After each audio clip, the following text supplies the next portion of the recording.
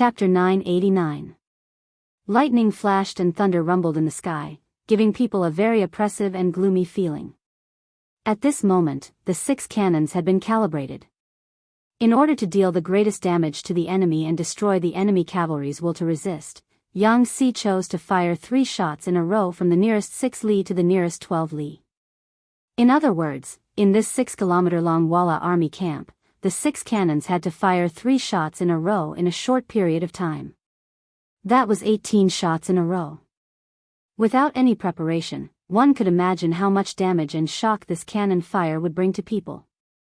Ready, fire. Seeing that the time was up and everything was ready, Jianghu suddenly dropped the red flag in his hand. Then, the 6 cannons let out a loud roar. 6 shots were fired out of the barrels and flew out of the city. In the square, the people didn't disperse because of the heavy rain. They still opened their eyes wide and looked at the light and roar caused by the cannons. Outside the beginning city, the Walla cavalry was less than 3 kilometers away from the city wall. They seemed to want to use this method to suppress the 5-star army and show their strength. At this moment, the front line had undoubtedly become the focal point of the cannons. First, there was a whistling sound, followed by a boom. After a loud explosion, a deep crater appeared. The 2 tents in the crater were instantly turned into ashes. The other tents on the side were also affected.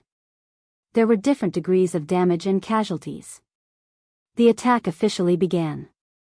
The cannons drew a beautiful arc in the sky and landed in the Walla camp. In the roar, one tent after another was destroyed. Group after group of unprepared Walla cavalry were killed, injured, and frightened. Yeshen saw that the rain was coming. He was patrolling the camp with his men. He wanted to see if there were any tents that were not set up properly and if there were any stable doors that were not closed properly. It was precisely this action that saved his life. In the blink of an eye, the main tent he was in was blasted to the ground. Soon after, a giant crater appeared. Under the precise measurement of a ruler, the dozen or so personal guards and his concubine in the tent all disappeared from this world. Yeshen looked back. His eyes were wide open and his face was full of disbelief. At this moment, the scene that had been hidden in his heart appeared again. The siege that had lasted for more than a month had made him forget how powerful the firearms in his opponent's hands were. At this moment, all the memories flooded into his mind, and at this moment, fear appeared in his eyes. Boom boom boom, the cannons fired one after another. In a short 2 minutes, 18 cannons were fired.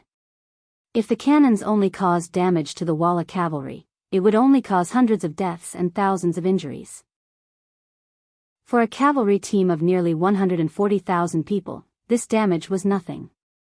The effect of injuring people was limited. The main purpose was to destroy their morale.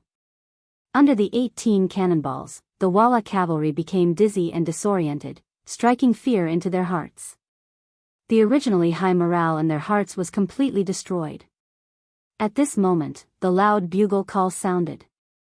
Then, more than 70,000 5-star army began their crazy counterattack. They seemed to have appeared out of thin air and suddenly appeared in all directions of the Walla army camp. Unknowingly, the 4 outer city gates of the beginning city were opened. Too many cavalry warriors poured out from there. In the entire army in the beginning city, except for the infantry division of the new 2nd Army that continued to stay on the city walls, the other cavalry teams had all come out. They were like locusts that wreaked havoc. In a very short time, they arrived at the periphery of the Walla army camp and carried out a crazy massacre. Among these attacking armies, the 1st Cavalry Division's attack was the fiercest. At least a quarter of them had followed Tuachuo before. For example, the 3rd Commander, Hubo, was deeply indebted to Tuachuo. Now that their enemy was right in front of them, they went all out. The combat power of the 1st Cavalry Division was already very terrifying. Now that they had gone all out, it was imaginable how desperate it would be. Wherever they went, the Walla cavalry was overturned and covered in blood. The Tatar Division was right behind the 1st Heavenly Cavalry Division. After such a long period of hard work and sacrifice, the Tatar Division had become an existence that represented a powerful force. They appeared like a flood, following closely behind the 1st Heavenly Cavalry Division. Hundreds of arrow formations were formed as they killed their way into the Walla Cavalry formation, dealing heavy damage to the enemy. The new 1st Army and the new 2nd Army also rushed out of the first city. Their strength lay in their numbers. Everyone could huddle together to protect themselves and ensure the safety of the left and right flanks. The soldiers only needed to bravely charge forward and take the head of the target. Under such a situation where there was no distraction, everyone performed to their best. For a time, no one could stop them. Lastly, it was the Mo Bay Division and the 20,000 soldiers of the Mo Bay tribe. Relatively speaking, their strength was the weakest, especially the Mo Bay tribe's cavalry. They were used to fighting alone and did not know what it meant to work together. If it was a normal day, with their strength, facing the Walla cavalry, even if they had more people, it would be difficult for them to gain any advantage. But today was completely different. They were following behind the main force of the 5-star army, and they were going for a surprise attack. Like this, where they were not in a formation, as long as they were not isolated, they would not be in any danger. In such an environment, it also allowed them to better display their strength and try their best to kill those Walla soldiers who had been beaten until they were dizzy and disoriented. It was not true to say that they were utterly defeated. The explosions of the cannonballs had indeed caused the Walla cavalry to panic. However, when the shrill sound of the bugle horn signaled the arrival of a large army, the Walla cavalry displayed their outstanding military qualities. Many of the cavalry rushed to the stables to find their own warhorses. They picked up their own sabers and charged towards the 5-star army in the distance. This was the strength of the Walla cavalry. Perhaps they were used to sneak into the camp often. Once they found that the enemy suddenly appeared, they did not need to do anything at all. These cavalrymen could resist based on their experience. At one time, there were even several incidents where they killed the enemy and returned. But this time, they were facing an army that was just as good as the Walla cavalry. It was impossible for them to turn defeat into victory. It was just a matter of how much they could lose. Yeshin's main tent was completely destroyed by the artillery. He was stunned for a while until his subordinates, Hilei and Mutua, came to his side to ask for instructions. Only then did Yeshen regain his senses and his eyes were filled with anger. Report the situation. Lord Leader, according to the reports from the scouts of the various camps, the 5-star army has at least 70 to 80,000 people. They are currently attacking our camp from different directions. Although our cavalry warriors are valiantly resisting, the enemy's attack is too fierce and too sudden. Right now, some of the outer camps have already been occupied. General Hilei was originally in charge of the safety of the entire camp, so he did not need to prepare anything when he reported this. The outer camps have already been occupied. Also, you said that the 5-star army has 70,000 to 80,000 people. How is that possible? Where did they get so many cavalrymen? If they have this kind of strength, why do they only focus on defending the city? After Yeshen heard the detailed report, his face was filled with disbelief. Before the war, he and Apu had done some research. The 5-star army was just a new army in the grasslands. There were around 30,000 people. There was also the famous 1st Cavalry Division that had a few thousand people. Even if they included the 20,000 people guarding Mo Bay City, they only had around 50,000 people. Moreover, Apu was in a hurry to leave because it was confirmed that someone had gone to Ili to cause trouble. It should be the 5-star army's doing. Since they had already divided their forces to Ili, how could they still have so many troops left here, and the number of people far exceeded the data he investigated. Chief, do you think the 5-star army recruited a large number of people in the beginning city? You know that there are more than 500,000 people in the beginning city, and they are all gathered together. It is not difficult to select tens of thousands or even more adult men from here. Hilei had already thought about this question in his heart. Seeing that the time was right, he spoke out his guess. Yes, it should be like this. They must want to make a huge formation to force us to retreat. In this way, the crisis of the beginning city can be resolved. Another warrior, Mutua, agreed with Hilei's idea and said aloud. Yeshen's eyes flashed with a thoughtful look. After about 2 seconds, he nodded. Okay, then let's test the strength of the other party. Mu Tuo, I will leave this matter to you. General He Lei, you have to pay attention to the situation of the battalions at all times. If there is any danger, you have to send troops to support in time. Since the 5-star army wants to use the commoners as an army to scare this chief, then let's have a good fight. I want to see who will be the winner in a fair and square battle without using any schemes or tricks. Yes. Mu Tuo, saluted and left excitedly. Since the last time he led 30,000 cavalry to attack Mo Base City and was defeated by the world's best cavalry division and the Tatar division, he felt that he could not raise his head in the army. Now that he had the opportunity to lead the army again, of course he would cherish it and perform well. Chapter 990. He Lei didn't leave, but was stopped by Yeshen. Go make some calculations and have our elites retreat. If things don't work out, we need to leave the battlefield as quickly as possible. Do you understand? Leader, do you mean that we might lose this battle? He Lei carefully worded his words. There's a saying in the art of war, it's not wrong to think about defeat before planning for victory, Yeshen said cunningly. He didn't understand much of the 36 stratagems, but he completely understood the last stratagem, retreat. He could even use it in battle. He had a feeling that Yang Chendong wouldn't do such a thing if he didn't have a certain chance of winning. It was necessary to prepare beforehand. As long as the main force and elites were still there, this battle wouldn't be considered a defeat. After understanding Yeshen's meaning, He Lei asked worriedly, Leader, should we inform General Mu Tuo, He should be going to the front lines soon.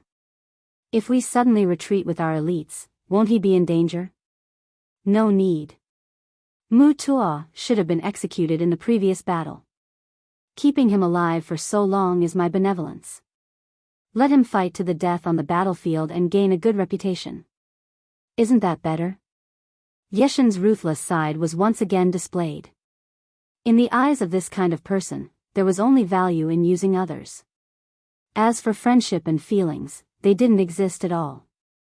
If anyone wanted to talk about feelings with him, they would be looking for sadness and death. After He Lei heard this, his heart skipped a beat. While he was on guard, his expression didn't change as he said, Yes, leader. This subordinate understands.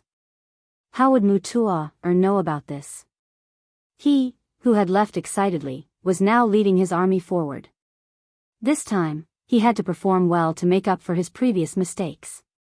If everything was as the chief and He Lei thought, then the 5-star army should be made up of commoners in disguise. If that was the case, they would not be a match for him at all. His chance to make a contribution had come.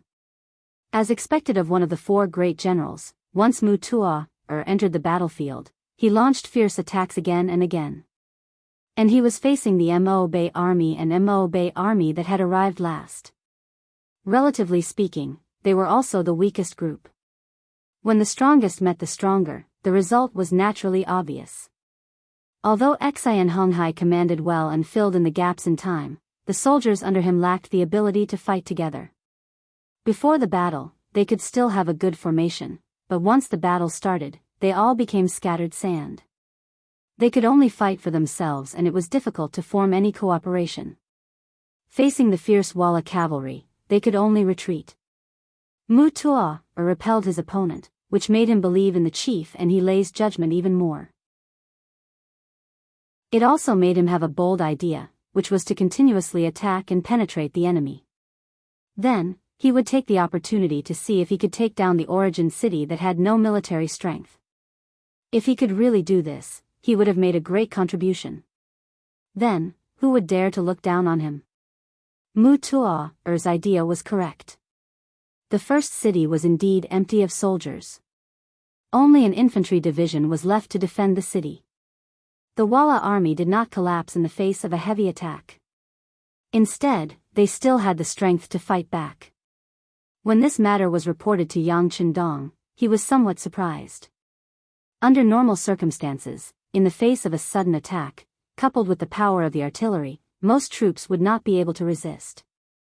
Once they began to retreat, it would become a situation of defeat. In that case, they would have to fight the battle with the wind and have the advantage in their hands. The Walla army's reaction was so unexpected that Yang Chendong understood that any force that could dominate for a period of time was not a fluke. They indeed had their own strengths. And since the Walla army did not retreat, then he did not need to hold back. He just needed to use all his means. Send orders to Hai Wu Division and the reconnaissance team of the new First Army. Let them attack the Walla army from the south and disrupt their formation. The telegrapher, Wang Shan, agreed and turned to leave. Then Beta Persei excitedly entered the courtyard. As soon as he saw Yang Chendong, he excitedly said, "Young master, there is a report from the front. There is a Walla army of about 10,000 that has broken through our encirclement and is moving under the first city." "There is such a thing?" Yang Chendong was stunned. He did not expect that the Walla army not only had the strength to fight back, but also had the intention to seize the first city for the second time. "Yes, we have figured it out. This Walla army is led by Muther, one of the 4 generals under Yeshen. The direction he chose to attack is the Mo Bay Division and the Mo Bay Tribal Coalition. Young master, you know that their combat power is mediocre.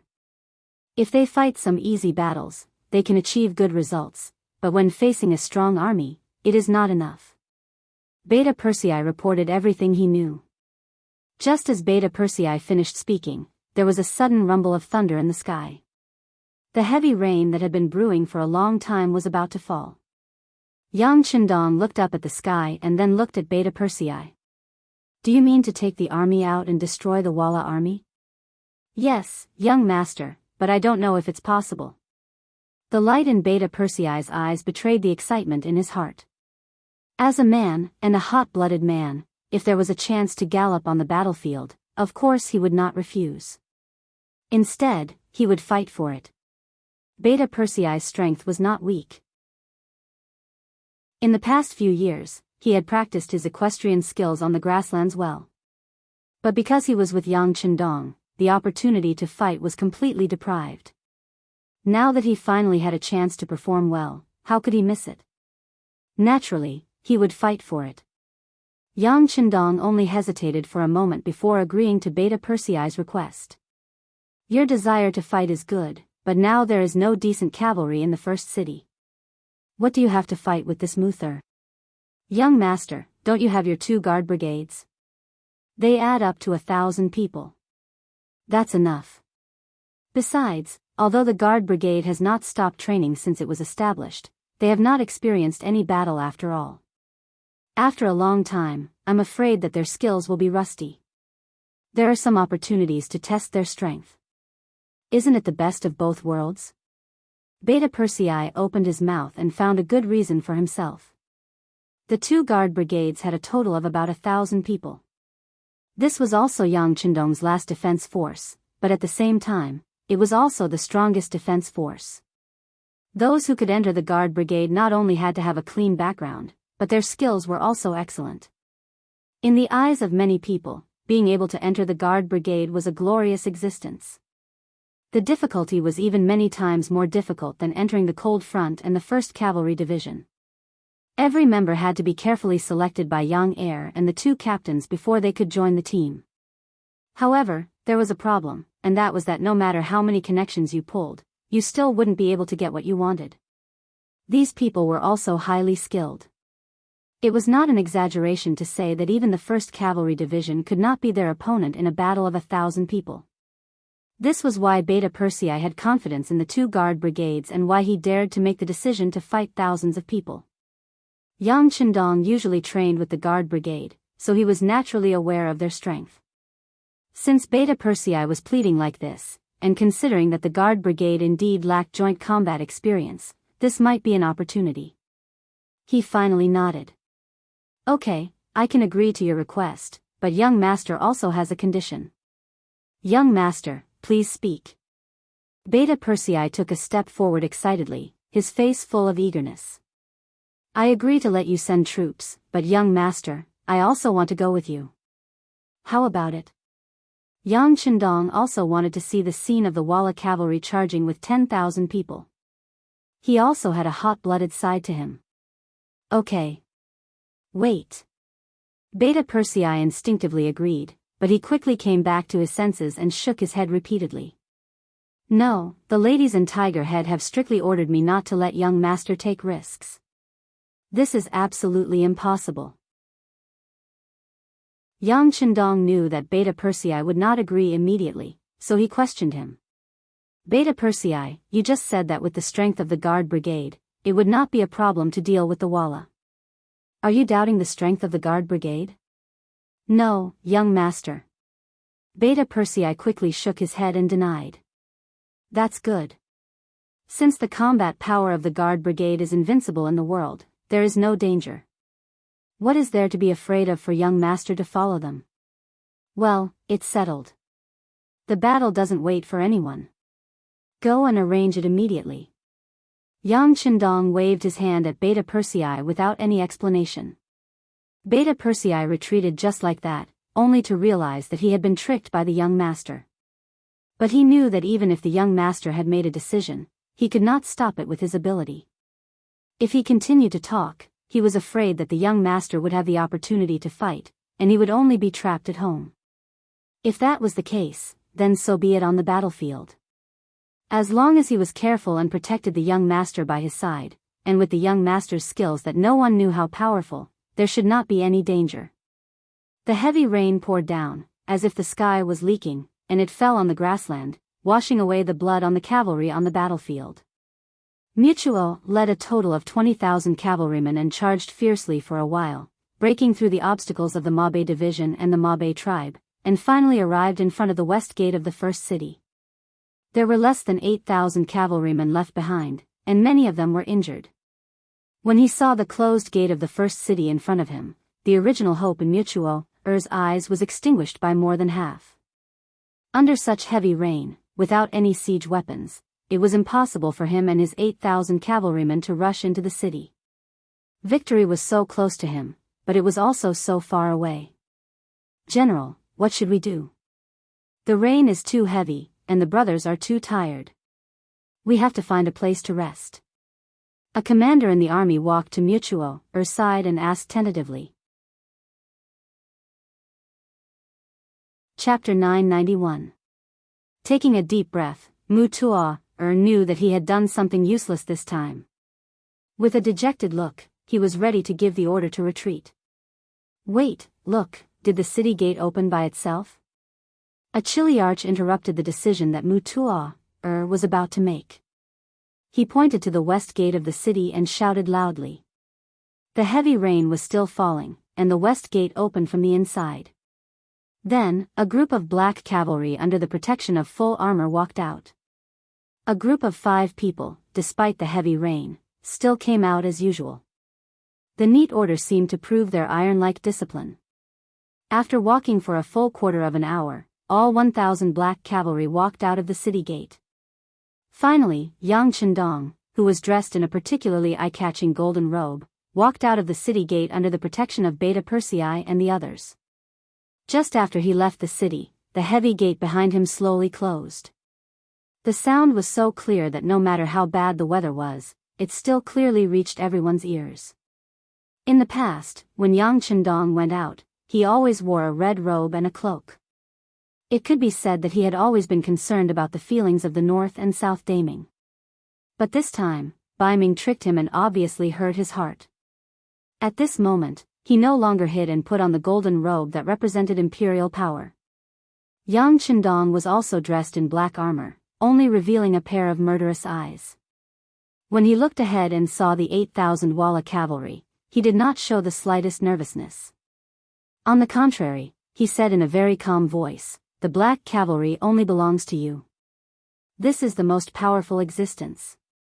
But after today, I hope to add a new title to you, Long Way. The young master hopes that none of you will fall behind and can become a member of the new Long Way. Next, use the steel sword in your hand to prove your strength. Long way, long way, long way." 1,000 black cavalry made the same sound. For a moment, This shout seemed to have covered and surpassed the sound of thunder, echoing between heaven and earth. Seeing that the young master had raised everyone's morale to the extreme with just a few words, Beta Persei knew that it was time to launch an attack. At that moment, he pulled out his steel sword and pointed it forward, shouting loudly, "Brothers, it's time to prove our strength. Let's go. Charge!" 1,000 black knights rushed out amidst the battle cries. Even Yang Chendong, who was in the group, did the same. He pulled the reins of the white dragon with one hand and held the shining steel sword with the other. He exerted force in his legs and rushed forward. Kill! Mu Tuo's eyes also flickered with intense killing intent. If one looked closely, one could see the unconcealable excitement and agitation. Originally, he thought that he would have to return empty-handed this time. Unexpectedly, this loyal duke of the great Ming dynasty rushed out on his own. When he first saw the flag of the god of war, he thought that his eyes were playing tricks on him. However, when he saw that the person wearing the golden battle robe should be the god of war in the eyes of others and the god of war in the eyes of leader Yeshen, he knew that his chance to make a great contribution had come. Using his frenzied roar to vent his emotions, Mutuo urged his horse forward, leading the 8,000 cavalrymen behind him to encircle the 1,000 black cavalry like a swarm of locusts, looking as though they were about to swallow them whole. Facing an enemy 8 times their number, the 1,000 black knights were not afraid at all. On the contrary, they were filled with endless killing intent and excitement. They had the best individual qualities and the strongest armor to protect themselves. Even their warhorses were fully protected. Most importantly, the steel swords in their hands were the latest products. It was said that a very rare material was added to them, allowing them to achieve the effect of cutting through iron like mud. However, these steel swords had never appeared before and no one knew about it. Even during training and experiments, they had only cut their own warhorses. Now, they finally had the chance to experiment on the enemy. Who would be courteous and fall behind? Fighting alongside the 6th young master was the proudest thing in their lives. At this moment, all the soldiers gave it their all so that they could continuously kill the enemy and show off their might. At the same time, they could also become the first batch of members of Long Wei. The 1,000 black knights carried an incomparable sense of pride. They wore impenetrable armor and held indestructible sharp swords. They rode on their warhorses and raised their swords. The intense killing intent emitted from their bodies seemed to make the rain between heaven and earth tremble. The rain seemed to not dare to touch their bodies. Kill! Dao Xiao, as the leader of the second guard team, rushed to the forefront. As the tip of the arrow formation at the front, it was as if there was no one in front of him. He fiercely stabbed towards the Walla cavalry in front of him. The steel swords were constantly waved in midair. Wherever they went, the Walla cavalry soldiers who were close to Dao Xiao were all stunned. They had all discovered an unimaginable fact. That was, whenever their scimitars or sabers collided with the steel swords, they would be broken. Even though the cavalry was terrifying, the impact was even more terrifying. However, when the cavalry soldiers lost their weapons, they were like wolves without sharp teeth. The threat they brought to people was relatively small. Dao Xiao's victory was just the beginning. In the following period of time, as the Black Knights continued to attack, more and more enemy sabers were cut in half. When many of the Walla cavalry soldiers reacted and wanted to avoid the sabers of the Black Knights, they sadly discovered that the sabers in their hands could not penetrate the black armor. They could not achieve the effect of killing or even injuring the enemy. On the contrary, when the steel swords in the hands of the Black Knights were no longer obstructed by the sabers, when they slashed the bodies of the Black Knights, it was a life. Unless it was necessary, in the eyes of the Black Knights, there were only dead people. There were no captives. After Dao Xiao quickly dug deep into the Walla cavalry, the leader of the first guard team, Qiu Vi, also quickly engaged in battle with the Walla cavalry. In the following period of time, countless lives fell in front of them. In terms of combat strength, equipment, quality, and combat strength, no one was a match for the Black Knights. It had been a long time since the Black Knights participated in a proper battle. For a time, many people only remembered that there was a very powerful 1st Cavalry Division on the grasslands, but forgot that there was a Black Knights that was even more powerful than them. And this battle was the time to verify and continue their legend. On the west gate tower of the beginning city, although the rain was still pouring, there were more and more soldiers and people standing on top of it. They rushed over after hearing the news that the Heaven Khan was going to attack personally. They wanted to see the Heaven Khan's glory. The facts did not disappoint them. Although it seemed that the military strength of the two sides was obviously not equal, with 1,000 against 8,000. If such a thing was told to anyone, they would probably arbitrarily choose the winning side. However, it happened to the Heaven Khan. This person who constantly created miracles seemed to be very normal for him to win. He was originally a messenger sent by the longevity heaven to the grasslands. Anyone who made an enemy of him was equivalent to provoking the gods. It was only a matter of time before they were punished. Look, the person wearing the golden god of war is the Heaven Khan. Look, the Heaven Khan is moving. Heavens, the way he wields his saber is so perfect. Obviously, the person who shouted this must be the grassland woman. The difference in their living environment made them more cheerful and more proactive. The Heaven Khan had already rushed into the enemy camp. His golden battle robe was so dazzling that it attracted the attention of countless Walla cavalry. It was just that on top of the city walls, no one was worried about Yang Chendong. It was as if in their eyes, no one in this world could defeat the Heaven Khan. Therefore, no one felt that the Heaven Khan was cruel when he kept waving his saber, causing blood and limbs to splatter everywhere. Even some of the more timid girls on the city gate tower could only see the Heavenly Khan's imposing figure and clean movements. Yang Chendong had indeed killed his way into the enemy camp. He was covered in black armor from head to toe, so he was not afraid of any opponent at all. In this kind of battle that was close to a one-sided massacre, he had to show enough bravery and let the world sing about it. He had to make those who worshipped him worship him even more, and those who did not worship him before become his admirers. At Yang Chendong's current position, his every move represented a political significance. He was not a person who liked to kill, but at this moment, he had to show enough courage and drive to kill. This would play a very positive role in his future rule here. Beta Persei and the others followed closely beside Yang Chendong, and at the same time, they kept waving their sabers. The enemies who rushed over died under their feet, and the enemies who rushed over were chopped to death in front of them. They were invincible all the way. That's Yang Chendong. Kill him. Kill him and our names will go down in history. Kill him and we will make a great contribution. Mu Tuo saw Yang Chendong from afar, and then shouted. His eyes were bloodshot, representing the excitement in his heart at the moment. This was Yang Chendong. How many people hated him to the bone and wished for him to die immediately. Unfortunately, most of those who had such thoughts and put it into action had become a pile of bones. Now that an opportunity had been thrown in front of him, there was no way Mu Tuo would not seize it. Mu Tuo widened his eyes and slapped his warhorse with all his might. At this moment, he waved his saber and approached Yang Chendong. At this moment, he could even see the miraculous martial art in front of him. He seemed to see the scene of his legend being sung by tens of thousands of people in the grasslands. Get lost. A loud roar interrupted Mu Tuo's fantasy. It was Beta Persei's saber, to repel and kill anyone who wanted to approach the young master from both sides. Chapter 992. Mu Tuo was naturally different from ordinary cavalry.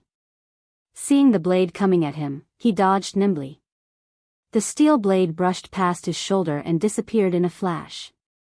With a sneer in his eyes, he did something that he would regret for the rest of his life. He swung his blade at Beta Persei's body. The speed of the blade was so fast that the Shadow Knight protecting Beta Persei did not have time to block it. Seeing that the attack was about to succeed, although the blade could not hurt Beta Persei due to the invulnerable black armor, it would inevitably bring shame to Beta Persei. Just as the blade was about to fall, Beta Persei's majestic body suddenly turned nimbly, making a move that did not match his tall body at all. Just as the blade was about to fall on the black armor, the steel blade in his hand finally blocked it at the last moment. The collision of the two weapons produced a very crisp sound. Mu Tuo was not discouraged by the fact that his blade was blocked and did not succeed. Yang Chendong wasn't his target in the first place. He was just itching to fight back. Since he couldn't hurt Yang Chendong, he didn't want to waste any more time here. He had to find Yang Chendong as soon as possible and kill him. Riding on his warhorse, Mu Tuo turned around once more, and saw Yang Chendong right in front of him. Moreover, it was his opponent's back. Knowing that an opportunity had presented itself, Mu Tuo was naturally excited. He instinctively raised his blade and stabbed forward, his face flashing with the look of a treacherous scheme that was about to succeed. But in the next moment, this action suddenly stopped. It was for no other reason than because he found that the original saber in his hand had been broken into half. Including the hilt, he only held half of the saber in his hand. He did not know that after his attack was blocked by Beta Persei, the saber had become like this. Just as he was wondering why the saber had become like this, Yang Chendong, who was right in front of him, suddenly turned around and slashed at him. This strike was fast and accurate. The horizontal slash landed right on Mu Tuo's neck, bringing the head that could still make any expression into the air. Mu Tuo had died in battle. Even at the moment of his death, he couldn't help but wonder what was going on. Why did his saber suddenly break into two? Could it be that this person was really sent by the longevity heaven? Could it be that anyone who went against him was seeking their own death? He wanted to continue asking questions, but Mutuo no longer had the chance. At this moment, he couldn't be more dead. What he didn't know was that Yang Chendong had only turned around because he had sensed the danger behind him. The Heavenly Khan didn't care about him at all, even if he reported his name. This was because in front of Yang Chendong, even if it was Yes Hen, it was nothing to be proud of. They were not on the same starting line to begin with. Mu Tuo had died in battle, and thousands of Walla cavalry were buried with him. And as the rain grew heavier, more and more people died, and more people were buried with him. And this battle only lasted for more than half an hour, and it was over after a little more than an hour. The new army had returned to the beginning city. They were sent by Tiger's man. After learning that someone had broken through the Mo Bay Division's defensive line, he was worried about the safety of this place, so he sent Deng Yu, the leader of the new army, to come personally. Of course, if Tiger's man knew that the young master had personally participated in the battle below the city, he would have given up everything and rushed over. The new army came, but by the time they arrived, the battle was already over. Nearly half of the 8,000 Walla army were killed, including the main general, Mu Tuo. The other half had already dismounted and knelt down to surrender. After witnessing the power of the Black Knights, their inner defenses collapsed, and they no longer had the courage to fight with their sabers.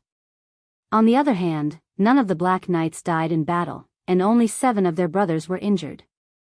As long as they rested properly, they could immediately rejoin the battlefield. 1,000 against 8,000, and they still managed to achieve such a result. This was the strength of the elites. 6th Young Master.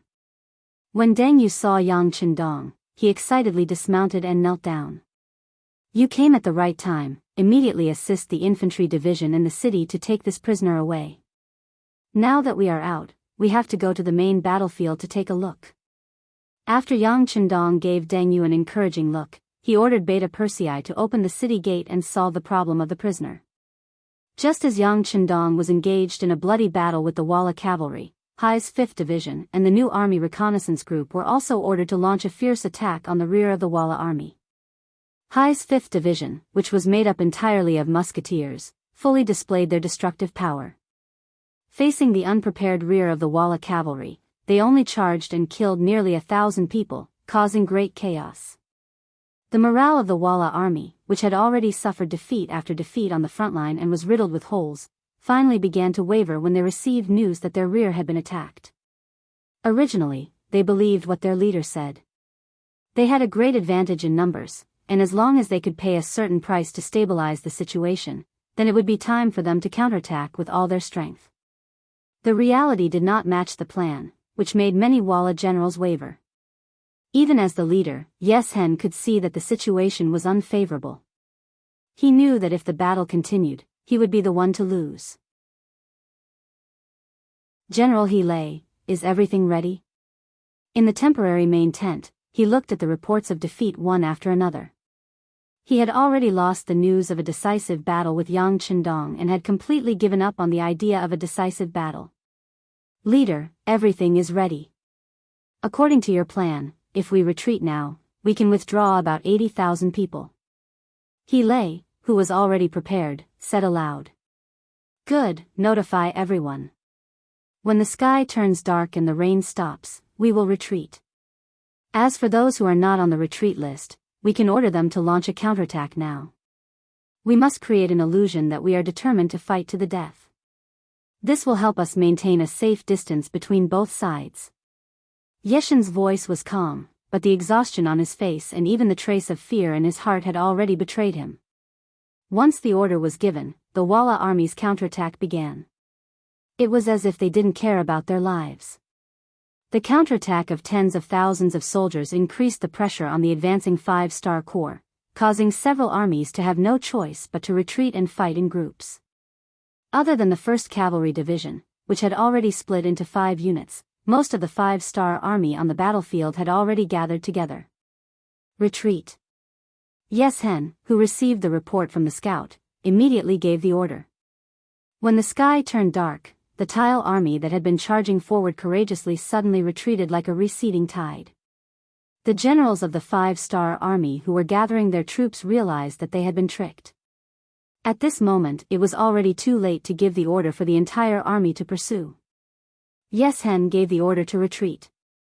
Following that, he sent out 5,000 cavalrymen to chase after the Langwu division and the scouting group in order to prevent them from interfering with his retreat. In the end, he also sent out 5,000 cavalrymen to block the 1st Cavalry Division that was chasing after him. The original 80,000 retreating soldiers were reduced to 70,000 just like that. Under the cover of the night's rain, they quickly retreated from the battlefield. It had to be said that the Walla cavalry's discipline was still very strong. Even under such circumstances, they still retreated. However, the 10,000 cavalrymen he sent out were quickly killed and captured. Whether it was facing the fierce attacks of the Langwu division and the scouting group, or facing the bravery of the 1st Cavalry Division, these cavalrymen would only be sending themselves to their deaths if they charged forward. After defeating another 10,000 cavalrymen, the 1st Cavalry Division's commander, Hubo, and a few others suggested that they should continue the chase. No matter what, they couldn't let Yes Hen escape. However, at the crucial moment, Division Commander Tian who gave the order to not give chase before the main force arrived. After all, Yes Hen had 70,000 elite cavalrymen. If they charged forward alone, they would most likely be surrounded and heavily injured. Although it was said that with the strength of the 1st Cavalry Division, they were not afraid of anyone. However, if they knew that they couldn't do it, it wasn't bravery but stupidity. Yang Qindong came to the main battlefield early in the morning of the 2nd day. At this moment, the heavy rain finally stopped after 3 days, leaving only a light drizzle in the air. When he saw the corpses and blood everywhere he looked, he couldn't help but sigh. The setting sun on the battlefield is as red as blood, white bones are exposed for thousands of miles in the wilderness. Young Master, the scouting group reported that Yes Hen brought 70,000 Walla cavalry back to Jingzhou City and Shajing City. At the same time, they also fought with the Biming army not far from the city. Beta Persei looked at the battle report that had just been sent and reported to Yang Qindong. Fighting with the Biming army? What's going on? Yang Qindong asked with some confusion. Didn't they already join forces? Why would they fight at this time? For this question, Beta Persei of course didn't know how to answer. He just ordered people to investigate again. Yang Qindong didn't have time to think about what was going on. Since the battle had reached this point, if he stopped now, it would be inevitable that he would be looked down upon. Perhaps in the future, there would be people who would do the same thing. So this time, he had to get some interest, and also take this opportunity to tell everyone that the 5-star army was not to be trifled with. Whoever wanted to cause trouble, they had to be prepared to pay the price. Order the 3rd Cavalry Division of the new 2nd Army, Mabe Division, and the Mabe Mongol tribe to stay and clean up the battlefield. Order Yang Si in the city to take the Logistics Division out of the city to assist. The rest of the army set out and go to Shajing City. We want to recover Jingzhou City and Shajing City, Yang Qindong said in a heroic tone. Taking these 2 cities was the interest that Yang Qindong demanded from Yeshen. At the same time, he also opened up the passage from the first city to Ili City. Otherwise, once the Baiming army took advantage of the situation, he was afraid that if he wanted to reach out in the future, he would be restricted. Chapter 993. Jingzhou City. It was one of the few well-preserved cities on the grassland. In the past, this place had always belonged to the Tatar Empire and was one of the important cities under the rule of Tuochuo Buhua. It was not until the Battle of the Beginning City that he lost to Yang Qindong. He, who led 3,000 elites, was besieged by Yang Qindong. In the end, he died in battle, and these cities became ownerless. Yeshen seized the opportunity and occupied this place, which became the front line for him to extend his black hand to the first city. But all of this was far from over. At the beginning of the year, the Baiming army sent out 400,000 troops from the north, south, and west. Soon, Jingzhou City changed hands and became the Xian mansion of the Baiming army.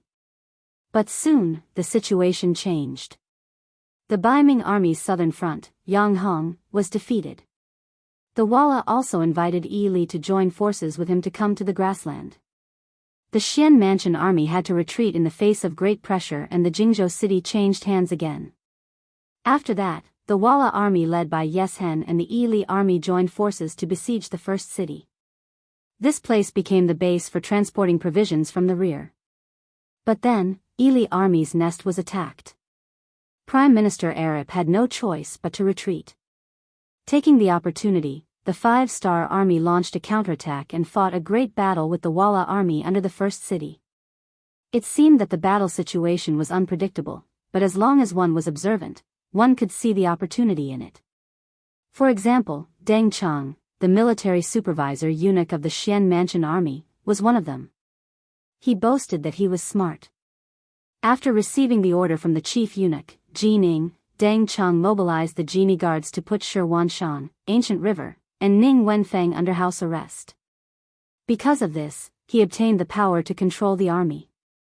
When the first city defense battle was in full swing, he had been paying attention to the movements of various parties, imagining if he could find any benefits from it. For this matter, he took the initiative to find Shi Wanshan and the other 2 who were under house arrest. Under the righteous cause, the 4 of them discussed and finally came to a unified opinion. If the 5-star army lost this battle, the Baiming army would take Saihan Mountain and make it the gateway to the northwest to protect the safety of Tulu City. On the other hand, if the 5-star army won, they would think of a way to take Jingzhou City or Shajing City and regain control of the situation here. Now that they had a plan, all they had to do was wait for news from the front line. After sending countless scouts, the 5-star army, they finally came back to the first city defense army. Of course. Of this, SSSSSSS don't ask why, don't ask what the reason is, Yang Qindong can give people this kind of feeling of confidence. Previously, Shi Wanshan and the others were already puzzled by the fact that they only defended the beginning city without attacking. Logically speaking, with the strength of the 5-star army in this area, it was impossible for them to be so helpless. The current counterattack had proven everything. It wasn't that the 5-star army didn't have the strength, but that they had been waiting for something. Of course, they did not know that Yang Qindong wanted to use the defensive battle to train his troops. At the same time, he wanted to see if there would be any problems with the defense of the first city. After all, he couldn't stay here forever, so he had to be aware of everything here. Regardless of Yang Qindong's thoughts, Deng Chang was more interested in his own opportunity. Since everyone said that the Walla army would be defeated, what he needed to do now was to attack and occupy Jingzhou City. Regarding Deng Chang's, Shi Wanshan and the other 2 had the same opinion. According to them, the Walla army might be defeated, but after all, they had hundreds of thousands of cavalry. Even if they fought with the 5-star army, they wouldn't be defeated in one battle. If they were to attack and occupy Jianghu city now, it would still be very dangerous. It was better to wait and see.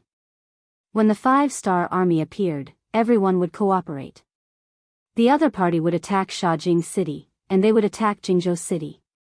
Shi Wanshan and the other two's words belonged to the old cities.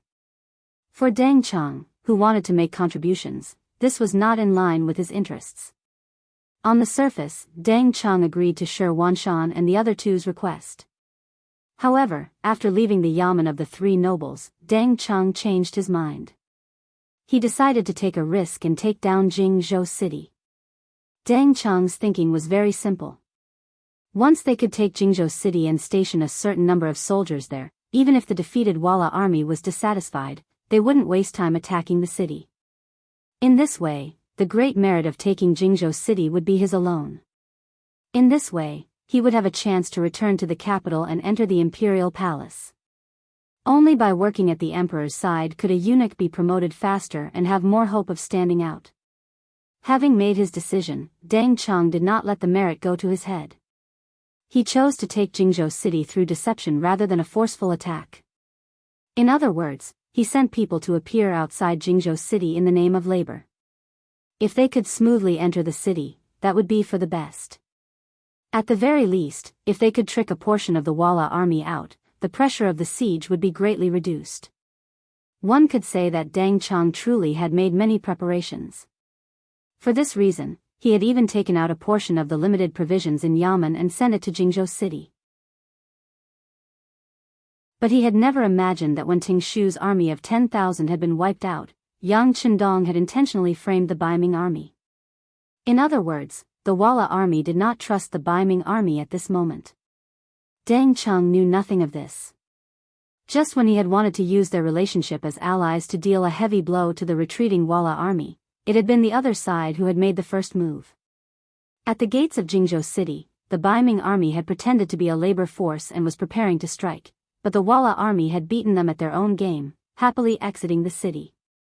Then, the 5,000 cavalry left behind to guard the city attacked, catching the Xian Mansion army off guard. The 5,000 cavalrymen did not greet him and charged forward.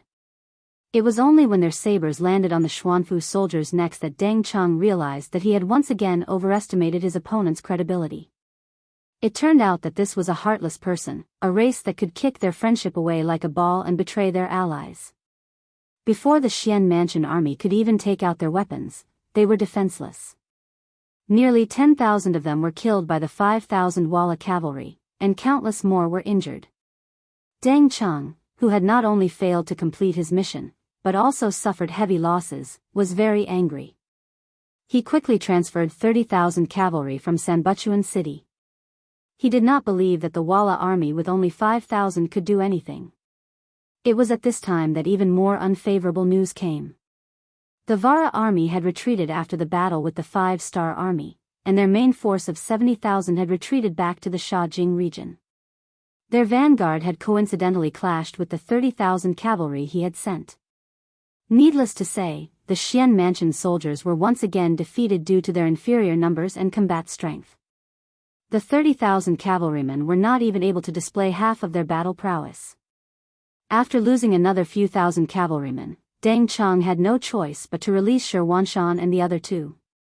However, in the face of such a disadvantageous situation, the only thing Commander Shi could do was to retreat into the city and prepare to defend the city. Sanbuchuan city once again entered a defensive state, but this time, it was not the Walla army that surrounded the city, but the 5-star army. Following closely behind was the 5-star army that was truly here to pick the peaches. When the Walla army retreated to the Shaojing region, Yang Qindong led the 5-star army's main force of several tens of thousands to rush over. When Yes Hen led his troops into Jianghu city, Yang Qindong rushed over. Following that, the Hai Wu division took out the rocket launchers that they had brought along, and aimed at the Jianghu city's north gate that seemed to be ready for battle. It was the same siege, but the difference in weapons meant that the outcome would be different. When the city gates opened, the 1st Cavalry Division rushed into the city, brandishing their blades, and began a merciless slaughter. They wanted to vent all their hatred towards Yeshen for killing Tuachuo Buhua. Only Yeshen reacted quickly. When he heard that the North Gate had fallen in such a short period of time, he knew that the situation was not good. He left behind the original 5,000 cavalry to defend the city, and then led the 70,000 main force to retreat. Facing the full-force counterattack of the 5-star army, the Walla army's heart was unsteady, and they retreated step by step. Not only did they quickly lose Jingzhou city, they also lost the nearby Shajing city, and left the region like a stray dog. Yang Qindong knew the logic of not chasing a cornered enemy. Right now, he was not ready to fight a decisive battle with the Walla army. After days of marching in the rain, the 5-star army was exhausted. Since their strategic goal had been achieved, and they had taken over Shajing city and Zhuanzhou city, then they should know when to stop. They should stop chasing and digest the fruits of war first. While resting, he did not forget to gather grass and beat rabbits, and surrounded Sanbuchuan city. Previously, when the Walla and Ili joined forces to attack Shur city, the Baiming Xian Mansion army played a very disgraceful role. Now, it was time to settle the score. Sanbuchuan city was once again surrounded. Shi Wanshan and the others in the city did not know whether to laugh or cry. Originally, they thought that the result of the war was them taking advantage of the opportunity to reap the benefits. But because of Deng Chang's rash action, they lost all the opportunities, and now they were like turtles in a jar. Although the 5-star army outside the city only had 40,000 to 50,000 people, and the Xian Mansion army in the city still had 170,000 people, but for some reason, after the opponent became the 5-star army, General Shi Wanshan could not give the order to counterattack. There were too many facts that proved the strength of the 5-star army and that they could not be provoked. Even if he really sent out the army, even if he won, it would only be a Pyrrhic victory. Who knew if the Walla cavalry would rush over at that time to reap the benefits? They did not go out of the city to set up a formation. They only sent a messenger out of the city to ask for help from Governor Shiheng. Then, the 5-star army and the Xian Mansion army faced each other across the city. On the surface, it looked like the well water did not interfere with the river water. Yang Qindong indeed did not have the intention to attack Sanbuchuan city. Otherwise, he would not have given the other party a chance to ask for help. The reason why he did this was for his own big plan, so that he could smoothly ascend to the throne. Chapter 994. In the temporary tent, Yang Qindong called for the commander of Hai Wu Division, He Gong, in order to achieve his goal. Division Commander He, according to our intelligence, I'm afraid that it won't be long before the 200,000 reinforcements from northern Ming come to us. What I want you to do is to destroy the 100 cannons that they brought with them. Is there a problem? Facing Yang Qindong, He Gong excitedly replied. Sixth young master, in order to achieve our goal, can we use all the weapons we have? Yes, but there's a condition. It's best if you don't injure anyone. Yang Qindongqing nodded. He knew that it was impossible to hit those cannons in the army without killing a person, but he was also a Han person. If he could kill one less, he would kill one less. Understood, I promised to complete the mission. Knowing that they could use advanced weapons to launch destructive attacks, He Gong was full of confidence. Hai Wu Division also had some rocket launchers, which would become the best weapons to destroy the enemy's cannons. When the news of Sanbuchuan being surrounded arrived, Baiming's commander-in-chief, Marquis Wukinghao Shiheng, had already arrived at Xuanfu city with 200,000 reinforcements.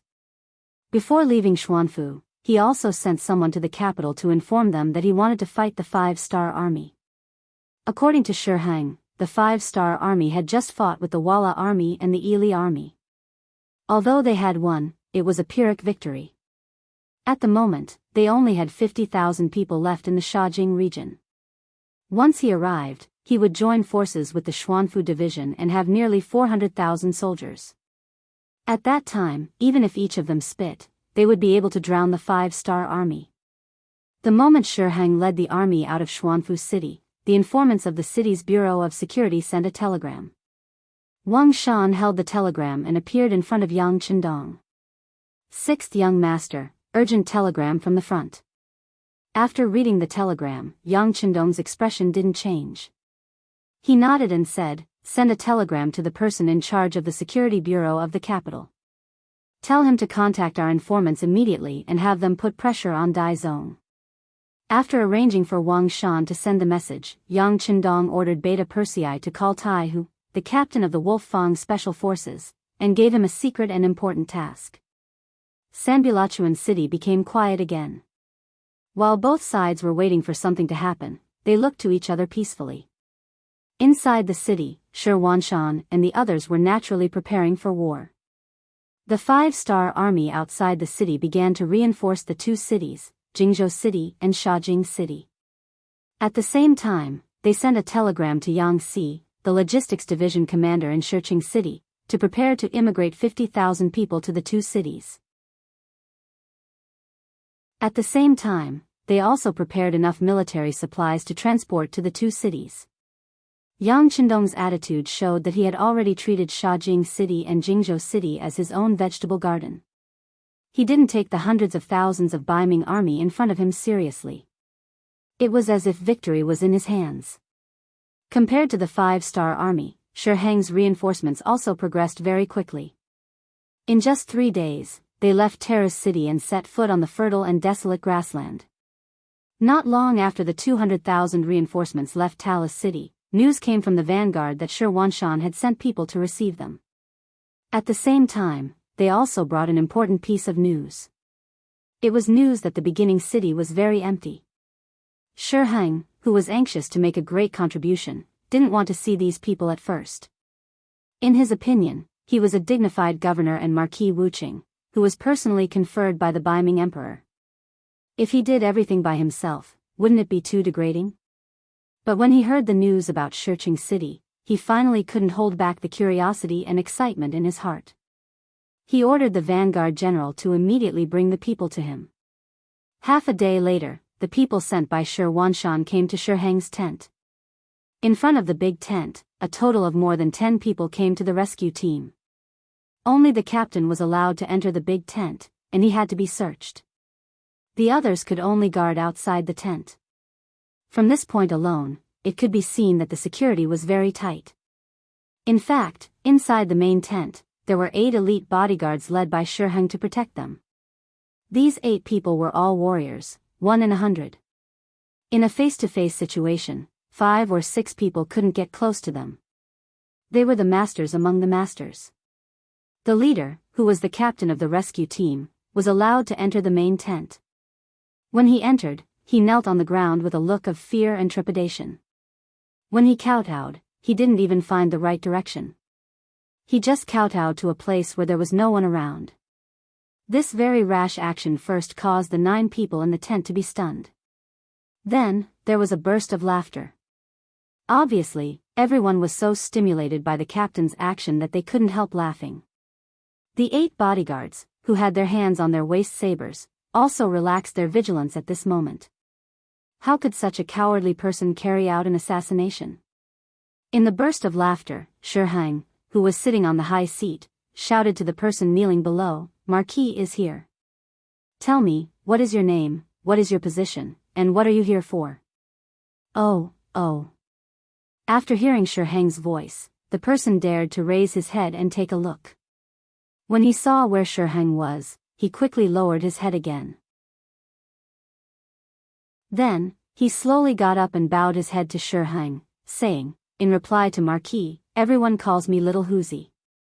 I am a centurion by Commander Shi's side. This time, I am here on orders from Commander Shi to tell Marquis a shocking news." Shi Hang didn't have any doubts about Huzi's words. The other party was wearing the Baiming army's uniform and was so timid. Such a person couldn't be a spy sent by others. Therefore, Shi Hang nodded and said, "Shocking news? But I don't know what it is that is worthy of the word shocking." "Marquis, Commander Shi said that after more than a month of defense, the first city is already an arrow at the end of its flight. This time, the first city is just an empty city. If Marquis can send troops there, you will definitely be able to settle it in one battle and make a great military achievement." When Huzi talked about the news, he was much more agile and seemed to be less nervous. Shiheng listened to these words carefully and was not moved. He had already sent people to inquire about it. The first city's walls were high and strong. Even if it wasn't heavily guarded, as long as the city gate was heavily closed, it would be extremely difficult to take it down. Secondly, he didn't believe that Shi Wanshan, who was from the same family as him, would be so kind. Wasn't he worried that the 5-star army would take down Sanbuchuan city? Wasn't he worried about his own safety? A selfish person like Shiheng naturally wouldn't believe that he would put himself in danger for the sake of others. Therefore, when he heard Huzi's words, he just sneered and said, "Your commander Shi is really kind. Does he want our army to attack the first city and attract the attention of the 5-star army so that they can solve the siege? No, Marquis is thinking too much. Commander Shi said that Sanbuchuan city has long been prepared for defense. It will be very difficult for the 5-star army to take it down with their current strength. There's no need to worry about the safety there for the time being. On the other hand, if Marquis can take down the first city, it will be a great merit. As a support, my commander will also be honored. It will more or less reduce the loss of the army and the sin of not taking the opportunity to take down Shajing city and Jingzhou city. I just hope that after Marquis takes down the first city, he can put in some good words for the Xian Mansion army in front of the emperor." Huzi also lowered his head and said these. Logically speaking, these words were still somewhat reasonable. This time, when they went to the grassland, the Datong army naturally didn't perform well. The Xian Mansion army wasn't any better. Even if they waited for Shiheng to bring reinforcements to solve the siege, they wouldn't get any credit. Since that was the case, it was better to take another path. For example, if they could take down the first city, it would definitely be a great merit. They could use their merits to make up for their mistakes and even be praised. After Shiheng understood the reason behind it, his expression became better. "Well, your commander's idea is good. It's just that the first city's walls are so tall, how can it be so easy to take down? If it can't be done in a short period of time and the main force of the 5-star army is attracted back, then wouldn't Marquis be attacked from two sides? That won't happen. My lord has already arranged spies in the first city. As long as the army arrives, the city gates will open from the inside. At that time, Marquis can lead the army in. I think with your 200,000 troops, once they enter the city, who can stop them?" Huzi said repeatedly. "Spy? Open the city gate? What's going on?" At this moment, Shiheng was really excited. If there was really such an arrangement, then he really had hoped to take down the first city. If that was the case, then he would definitely make a great contribution. At that time, it would be easy for him to be conferred the title of Duke. Shiheng became excited, and Huzi also said with a look of fear and trepidation, "How could such a secret be known by a small character like me? But my commander has already written a secret letter. His life must be handed over to Marquis personally. The letter is here, please take a look." Unknowingly, a secret letter appeared in Huzi's hand. Then, taking this opportunity, he took a few steps forward and was about to come in front of Shiheng. "Stop right there." A bodyguard standing at the side sternly shouted. He stepped forward bravely and blocked in front of Huzi. As a guard, he naturally wouldn't let anyone get close to his master without the permission of the Marquis. Huzi, who was stopped, didn't show any anger. Instead, he said with a face of fear, "This is the commander's order. The letter must be handed over to Marquis personally." "It's okay. There's no difference between handing it to the guard and handing it to Marquis," Shiheng said indifferently. Then, the guard glared at Huzi angrily. Then, he grabbed the secret letter in Huzi's hand, turned around and bent down to pass the secret letter to Shiheng, who was close at hand. Chapter 995. It was also at this time that the bodyguard turned around and bent over when he felt the weight on his waist lighten. The saber that he carried with him had disappeared. Before he could react, his waist was tightened again. Under the great force, he fell to the ground. Then, a figure replaced Shi Heng's position. An iron saber was placed on Shi Heng's neck. Of course, all this was done by Tiger. The so-called Tiger was the captain of the Langya Special Forces, Tai Hu. This time, he was carrying out the beheading operation arranged by Yang Chendong. The difference was that he didn't mean to kill Shi Heng. As long as Shi Heng was willing to cooperate, everything would be fine. Otherwise, he would have to start a massacre. The iron sword was placed on Shi Heng's neck. Tai Hu's voice and behavior were completely different from before. He said calmly, "If you don't want to die, don't shout or move. Otherwise, this sword will not recognize you." As he spoke, Tai Hu purposely increased his strength. Immediately, the iron sword went into Shi Heng's neck, causing blood to flow out. Shi Heng was also a general on the battlefield, so he had some skills. Just as he was about to resist, he felt a killing intent wrap around his entire body. He finally knew that this person called Hu Zi wasn't just talking nonsense. He really had the intention to kill him. Most importantly, he felt that his every move was being watched by this person. No matter what he did, the iron sword would cut his throat first. In order to survive, he had to be obedient. Sensing that Shi Heng did not dare to struggle, Tai Hu let out a sigh of relief. He then said, "Tell your soldiers to retreat. At the same time, call in my brothers outside. Hurry up. If you're a bit slower, I'll kill you." I'll call. Shi Heng struggled as he spoke. Then, he said to one of the soldiers, "Quick, why aren't you following Hero Hu's instructions?"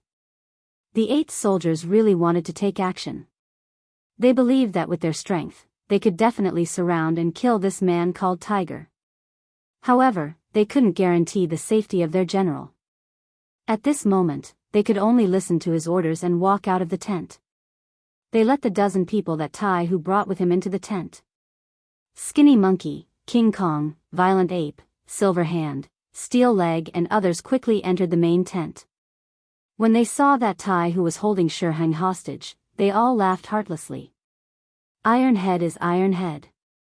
He completed the task cleanly and beautifully. It's admirable. As soon as they entered the tent, they acted as casually as if they were entering their own backyard. First, they looked around, then came to Shi Heng's side and surrounded him tightly. Although they were wearing the ordinary military uniform of the Northern Ming Army, King Kong and the others gave the 8 bodyguards a very dangerous feeling.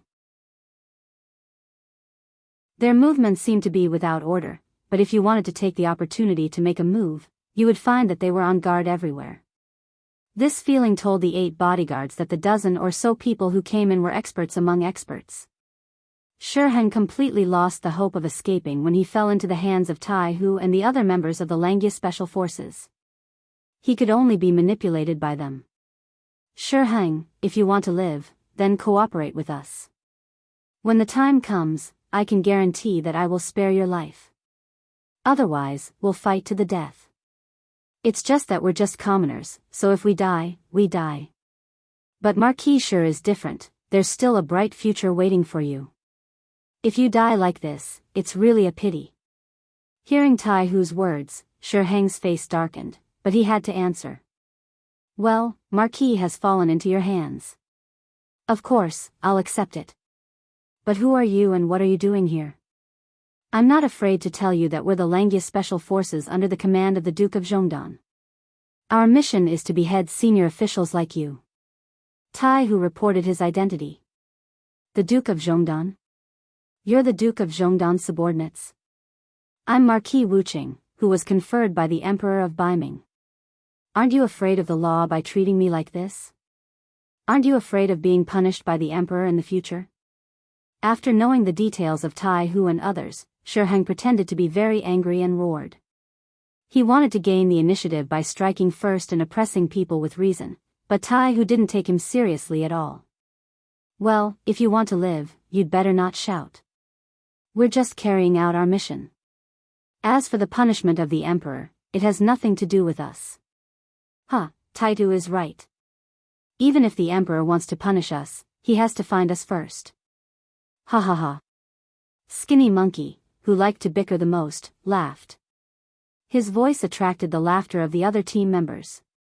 This was like a scholar meeting a soldier, it was hard to reason with him. For the officials, the emperor was a great existence. But for the ordinary people, it was too far away. Especially for Tai Hu and others, they listened to Yang Qindong. As for the emperor of Biming, who was he? He couldn't reason with them, and he couldn't beat them. Shi Heng had to accept his fate and bow his head. He knew that if he wanted to live, he could only do as the other party asked. It's very simple. First, do two things. If you do them well, your life will be safe. Tai Hu saw that Shi Heng wanted to bow his head, so he immediately said. What are the two things? Shi Heng asked. First, immediately order the army to stop and set up camp. Second, write a letter to your emperor. Tell him that the 5-star army is too strong and that you are not their match. Tai Hu told him the mission that Yang Qindong had given him. Shi Heng paused for a moment, then shook his head and said, the army can stop. This is up to Marquis. But the matter of writing a memorial isn't that simple. We have a lot of soldiers, so there's no reason. You want a reason? Don't worry, there will be one soon. Yes, just wait for one night. Tai Hu seemed to have expected Shi Heng to say something, so he spoke at a steady pace. The main tent was thus controlled by Tai Hu and the others. What was worth mentioning was that the news of Shi Heng being threatened didn't spread. Perhaps it was because Marquis cared too much about his face. The 8 soldiers were ordered not to spread the news, so the matter was covered up. The 200,000 soldiers were originally ordered to quickly head to Sanbuchuan City. However, the orders suddenly changed and they were told to stay where they were. Many of the generals couldn't understand. However, no one dared to disobey the military order. They could only find a place to stop. At the same time, the 100 Biming's newly built red coat cannons also stopped. During the march, because these things were too heavy, they had been left behind. However, these things were very useful, so there were quite a few soldiers assigned to protect them. There were at least a few thousand people. It wasn't easy to kill their way through the heavy encirclement and get to the cannons. However, if they were to blow them up from afar, it would be much easier. Coincidentally, the order that Leng Wu received was to blow up these things. Since it was a mission given by the 6th young master, He Gong, as the commander, had to carry it out himself. He selected over 100 elite soldiers from Leng Wu and brought 4 rocket launchers to the Biming army's encampment. 2 of the elite soldiers first knocked out 2 Biming soldiers who were in charge of patrolling the night. After changing into their uniforms, they secretly placed a dozen or so bags of powerful explosives around the 100 red coat cannons. Then, under He Gong's command, the 4 rocket launchers shot out flames and blasted the bags of explosives. Flames rose into the sky and engulfed the red coat cannons. It was as if an earth dragon had been born. Shi Heng, who was resting on his desk, was shocked by the tremors. He sent out 2 soldiers to gather information. Soon, the news of all the red coat cannons being blown up came back. At this point, Shi Heng finally understood what Tai Hu's reason was. Sigh. With a sigh, Shi Heng started to write a memorial to the Daizong Emperor. The general content was that because the cannons were destroyed, there were no more powerful siege weapons. Also, considering that the leader of the 5-star army was the Duke of Loyal Ming, he didn't want to fight with them. Therefore, he asked the emperor to give the order to retreat. Biming capital, Imperial Palace. The war in the northwest grassland had always affected Daizong Zhu Qiu's heart. When he heard that the 200,000 soldiers of Datong had been defeated, he cursed angrily. Then, when he heard that the Xuanfu army was also implicated and trapped in Sanbuchuan City, he was so angry that he flipped over his desk. Fortunately, there was good news that Walla and Ili Kingdom were going to work together to attack the 5-star army. He suddenly felt like he was going to sit back and watch a fierce battle between tigers and dragons. The news from the front lines was that the Walla alliance had 300,000 soldiers and they were only going to deal with the 40,000 5-star army.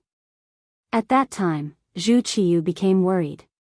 On the one hand, he hoped that the Wala alliance would succeed and eliminate Yang Qindong, eliminating his greatest threat. On the other hand, he didn't want the war to end too early.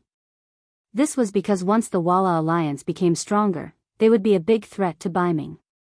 Just like that, more than a month passed. News came from the front lines again. It was actually the 5-star army that won. Ili Kingdom was the first to return to their country, and then the Wala army was defeated.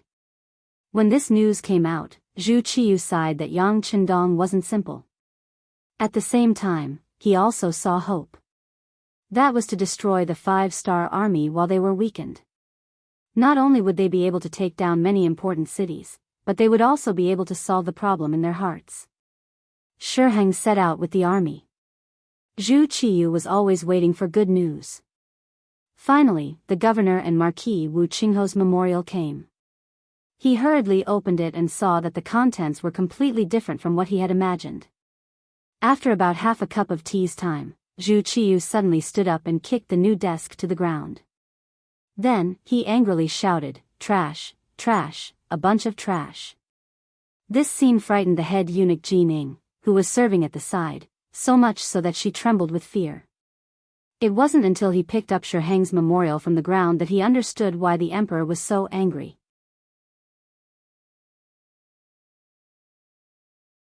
Chapter 996. Shiheng had blasted the troops before they had even set off. Then, he requested to negotiate with the 5-star army. He also said that if they had to fight with the 5-star army now, even if they won, it would be a Pyrrhic victory. If the Wala army took the opportunity to attack, they would not be able to fight back. At that time, Baiming would be in danger. Nearly 400,000 soldiers. They are only dealing with a few tens of thousands of exhausted 5-star army, yet they are still so timid. What do you think they are for? Zhu Qiyu condensed the anger in his heart into one sentence and asked Jining, who was standing beside him. "Your Majesty, should we send another general to replace Governor Shi?" Jining tried to suggest another method. "It's too late, it's too late. As long as the 5-star army is given enough time to rest and reorganize, they will be able to recover quickly. If that's the case, it will be like what Shiheng said. Even if we defeat the 5-star army, it will be a Pyrrhic victory."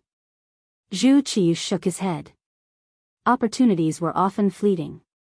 Any waiting could cause them to miss the best opportunity. Now, the opportunity was about to pass. He did not want to fight to the death with the 5-star army just to defeat the 5-star army and not have complete confidence in killing Yang Qindong. "Your Majesty, what should we do next?"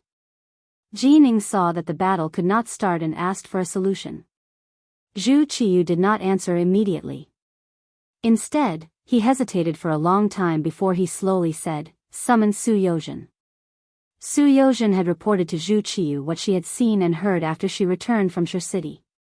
She also said that Yang Qindong was very grateful and looked forward to being conferred the title of Bugnam of Gojoseon by the emperor. For this reason, not only was he willing to provide nearly 200,000 Ming soldiers with provisions for free in Sanbuchuan, he was also willing to invest 5 million to help Baiming build a banking system. Zhu Qiyu, who wanted to be strong, could not refuse such a request. When it came to building a bank, he had already planned to do so.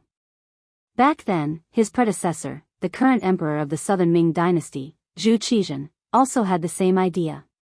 It was just that when he saw how powerful the Yang family's bank had become, he gave up on the idea of building his own bank. He thought that rather than building his own bank, he might as well take it for himself. Wouldn't that be better? However, reality was ever-changing. Not long after, the Tumma rebellion occurred, and Zhu Qizhen was forced to go to the south to proclaim himself emperor. After Zhu Qiyu ascended to the throne, he thought more about gathering people's support and building a new army. As for the matter of establishing a bank, he pushed it back again and again because he was short on money. Now, Yang Qindong was willing to invest 5 million taels of silver to help him build a bank. How could he refuse such a good thing? At that time, Zhu Qiyu had wanted to agree, but she hesitated because of the changes in the war on the grassland. he still wanted to see what would happen. If Yang Chendong was eliminated, then this promise would naturally be useless. Now, when the overall situation was settled and the winner was the 5-star army, Zhu Qiyu had to reconsider the cooperation with Yang Chendong. It was still the same sentence: the highest level of politics was not fighting and killing, but how to achieve one's wish in mutual compromise. Although they had cooperated with the Walla coalition before, although they did not directly send troops, they had indirectly become the enemy of the 5-star army. But now, for the sake of common interests, everyone had to sit down and talk again. Su Yozhen was urgently summoned to the palace. The moment the eunuch went to deliver the decree, she knew what would happen next. Compared with the intelligence network of Baiming, the Yangxia Security Bureau was more efficient. Thanks to them, Su Yozhen even knew the truth better than Zhu Qiyu. For example, the news that Marquis Wuxia Chronicles had been controlled. After a trip to the first city, Su Yozhen's originally wavering thoughts became very firm. That was, she completely stood on the side of Yang Chendong. The matter of turning the Duke of Zhongdong into the Bugnam of Gojoseon became her proof of allegiance and a big gift to her master. In the main hall of the palace, Zhu Qiyu asked about the 5 million taels of silver. The focus was on when the silver could be taken out. Replying to Your Majesty, the result of the discussion between the Duke of Zhongdong and I in the first city is that as long as Your Majesty announces to the world that he is the king, the people of the Yang Family Bank in the capital will send people to the location we have chosen to decorate. Once the decoration is successful, the 5 million taels of silver will be put into our own bank. Su Yozhen answered clearly again. In fact, she had reported this matter more than once. She believed that the emperor urgently summoned her not to hear this answer again. Zhu Qiyu nodded silently and did not speak immediately. After a while, he asked, "Can we carry out the decoration first?" Minister Su, you also know that there are still a lot of preparations to be made for things like being crowned king. It is not something that can be done with an imperial decree. Yes, Your Majesty is right. I think the Duke of Zhongdong can also understand. Then everything will be done according to Your Majesty's wishes. Su Yozhen did not even hesitate to make a statement.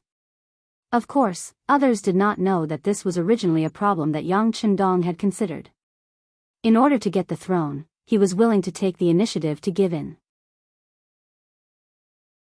Anyway, the silver had not entered the account, so he was not afraid of Dai Zong playing any tricks.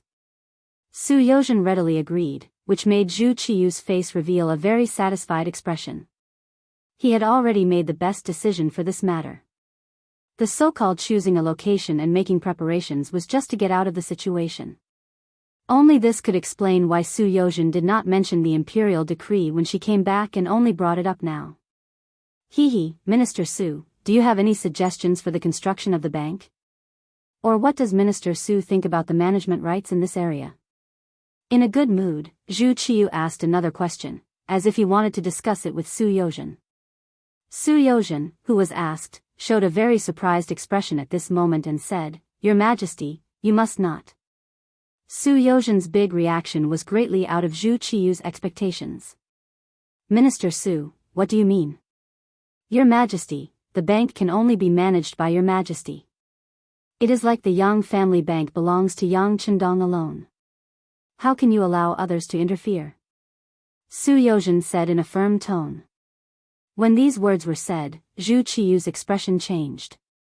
Minister Su means that the bank belongs to us? Of course it does. After all, this is a matter of wealth and is something that everyone wants. Even if it is in the hands of others, they will not feel at ease. It is only proper for it to be managed by Your Majesty alone. Once again, she said in an incomparably firm tone. This also gave Zhu Qiyu incomparable confidence.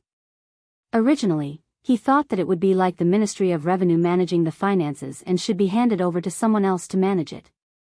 Now that he heard Su Yozhen's words, it was as if he was enlightened and had a new idea in his mind. But then, another question came.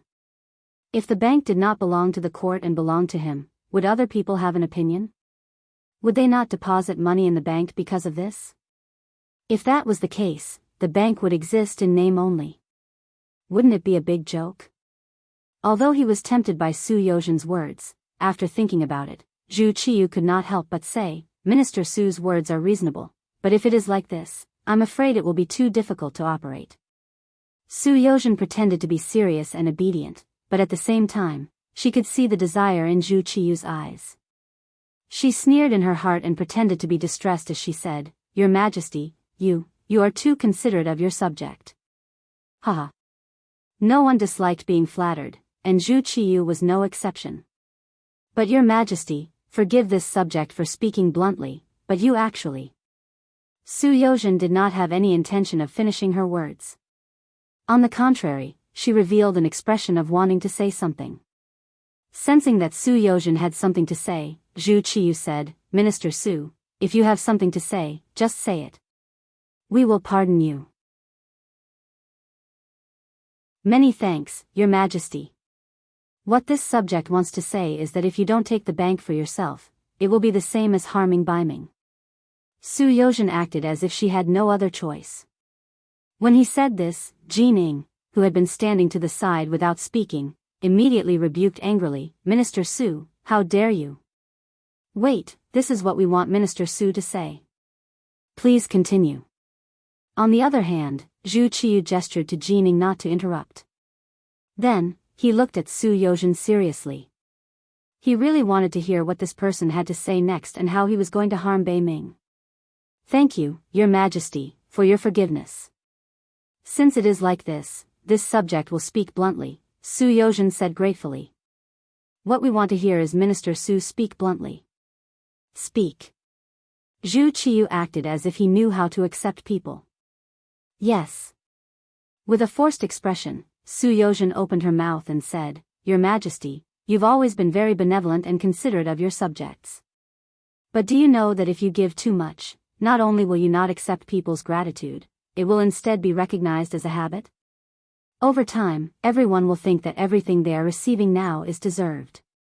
Once the day comes when the court needs money and grain, how many people will take out their own money to support the court? When these words were spoken, Zhu Qiyu immediately thought of when he had first established the new army. When he needed money, almost everyone was trying to shirk it. In the end, he had no choice but to continuously borrow money from Yang Chendong. The feeling of a high and mighty emperor borrowing money from his subjects was naturally very unpleasant. When he faced Yang Chendong, he always felt that he lacked confidence. Was it all because he was too good to his subjects? Thinking of this, he asked in confusion, Are there really not many people in the court who are willing to work for us sincerely?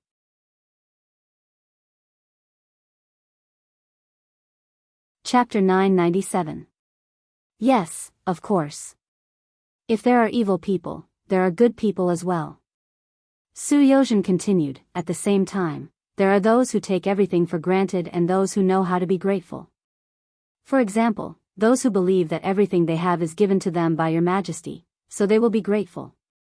For example, the officials who have been promoted by Your Majesty, as well as Jin Gonggang and the others who have the fortune to serve by Your Majesty's side every day. We all know that everything we have was given to us by Your Majesty. To say something disrespectful, if there comes a day when Your Majesty is no longer here, everything we have will also be gone. For this reason, we are willing to give everything to you. No matter what decision you make, we will support you unconditionally and do as you say. Because in a sense, when we help the emperor, we are thinking about our own future. When these words were said, the first to react was Jining, who was standing beside Zhu Qiyu. As eunuchs, because of their own limitations, they could only rely on and had to rely on the emperor. As long as they received the emperor's approval, their future paths would be smooth and their work would be smooth. For example, they were a group of parasites that lived on the main body. If they wanted to live comfortably, they needed the main body to be strong enough. It was precisely because she understood these principles that when Su Yozhen said these words, Jining felt the same way and revealed a grateful expression. This was equivalent to Su Yozhen reminding the emperor that he was a trustworthy person. Of course, he had to make friends with a minister who was willing to speak up for him. Zhu Qiyu did not feel the same way as Jining, but she also knew that there was some truth in these words. Just as it was often said in the history books, a new emperor had a new court of officials. Many times, the relationship between the officials and the emperor was a cooperative one. Of course, there were those who cooperated and those who did not. For example, some people were good at creating their own net. No matter what happened above them, they would stand firm and not fall. This kind of person was the scariest and most hateful because they would not truly give their heart to any master. While Zhu Qiyu was still considering the deeper meaning of these words, Jining knew that it was time for her to make her first cut. She knelt down and said, "Emperor, Minister Su's words are from the bottom of his heart. There are indeed many people in the court with weak wills. Those people cannot be trusted." Jin Ying's words completely dispelled the misgivings in Zhu Qiyu's heart. He had thought through everything. When he looked at Su Yozhen, his face was full of emotion. "Official Su is indeed my right-hand man. What you said hit the nail on the head. I don't dare, I don't dare." Su Yozhen repeatedly declined. Then in Minister Su's opinion, this bank must be in our hands? If that's the case, is there anyone who has money in it? Zhu Qiyu asked the biggest question in his heart, which was also the thing he was most worried about. It wasn't just Zhu Qiyu. Jining, who was kneeling on the ground, also raised her head to look at Su Yozhen. In his opinion, there were a lot of stubborn people in the imperial court, and there were also a lot of people who only thought about themselves. If the bank was privately owned by the emperor, they would definitely think of ways to cause trouble. Not only would they not deposit money, but they would also probably tell others not to deposit money. If that was the case, wouldn't there be no meaning in having a bank without money? Su Yozhen, who had long been prepared for this, did not change his expression. His voice was still sonorous and powerful. "Emperor, this is not difficult to solve. Just as I said earlier, Your Majesty is always thinking of your officials. But how many officials truly think of Your Majesty? I think that the establishment of this bank can be used as the best way to test the waters." "How do you plan to test it?" Zhu Qiyu asked urgently. "Your Majesty, in this official's humble opinion, in the future, the officials can go to the bank to claim their salaries. In order to support the bank, which is to support Biming, all the officials must hand over 50% of their salaries to the bank each month as deposits. Once the Northern Ming dynasty unified the world, all of the silver that had been deposited could be withdrawn. This way, not only will there be more money in the bank, it will also affect their own interests. This way, they won't have to worry about not doing their best in the future. Not only the officials, but also the merchants in Biming. The bigger the business, the more money they save. It can also be called a deposit. This is to prevent them from doing anything that would harm Biming's interests. Once discovered, the deposits will be confiscated. This way, in order to get back their own money, they must fully cooperate with the emperor. When that time comes, the hearts of the world will be united. What can't they do?" With these generous words, Su Yozhen finally touched on Zhu Qiyu's sore spot. He said, "In this official's opinion, the bank can be named the Zhu Family Bank. In the future, it will be passed down from generation to generation. At that time, Your Majesty's wise actions will be passed down for generations to come. The Zhu Family Bank will be passed down for generations to come, and its glory will be passed down for generations to come." Zhu Qiyu silently recited in his heart. Then, he raised his right fist high and slammed it down. He shouted, "Good. Beloved official Su's words are to my liking. It is a good plan for stabilizing the country. Great talent, great talent. Yes, Minister Su is so considerate of Your Majesty. You should be rewarded." To the side, Jining began to add on. He had a feeling that once the emperor approved the establishment of the Zhu Family Bank, it was very likely that this job would eventually land on his head. In that case, his power would greatly increase. All of this was Su Yozhen's suggestion. In order to return the favor, he had to stand up and say something for the other party. When Jin Ying's praise came out, Zhu Qiyu also felt that it was reasonable. "Good, good. Beloved official Su is indeed a good official. Since that is the case, I will immediately decree that beloved official Su will be the Crown Prince's junior tutor, as well as a grand scholar, and the Minister of Justice. This was a second-rank official directly promoted from a second-rank official to a first-rank official. When he had first mentioned these suggestions in the first city, Ong Chindong had predicted that Su Yozhen would be promoted because of this. He had not thought that there would be results so quickly. As expected, he was promoted by a rank. After the Great Ming dynasty was divided into North and South, there was no longer a cabinet. The highest civil official was second-rank official. Su Yozhen stood out and became the second-rank official. He immediately knelt down to express his gratitude. Beloved official Su, please rise. The suggestion just now was very good. However, regarding the official's salary, I think the bank should only withhold 30%. They are also working for me, so I have to be considerate of them. Zhu Qiyu said in a very good mood. Your Majesty sympathizes with your officials. This is the good fortune of your officials. Here, I thank your Majesty on behalf of all the officials. Su Yozhen once again knelt on the ground with an appearance of being sincerely convinced. These words made Zhu Qiyu laugh heartily. Soon after, the three of them decided on the matter of the Zhu family's bank. In the end, Zhu Qiyu indeed handed the matter over to Jining to handle. He also clearly said that if any of the officials caused trouble because of this matter and did not cooperate, then find a reason to arrest them. This was clearly not supporting his great cause. He even had to make thoughtless remarks about deducting some money. Did he expect them to be willing to risk their lives at the crucial moment? The matter was settled just like that. Su Yozhen successfully completed the task Yang Qindong gave him and pushed Baiming's political power to the edge of the cliff. Speaking of which, the official's salary in the Ming dynasty was not high, especially in the beginning during Emperor Taizu's time. Even after experiencing the rule of Ren Xuanji, although the salary had increased to a certain extent, it was only 30% every month. Now, this 30% had been completely taken by Zhu Qiyu. In other words, for ordinary officials, it would be difficult for them to save up any more. This involved their own problems, so naturally, many people would stand up and react. If they could not obtain a solution and had to use force to forcefully suppress it, it would only lead to greater resistance and dissatisfaction. Once the people were dissatisfied, the giant Baiming was not far from collapsing.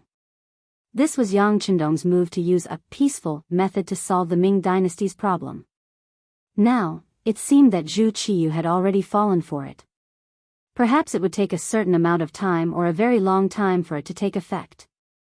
But after all, the first step had already been taken, right? Su Yozhen left. He did not return to his residence. Instead, he went directly to the Yang family bank in the capital to explain the Baiming emperor's intentions. Soon, the location of the Zhu family bank and the establishment of the corresponding equipment were on the right track.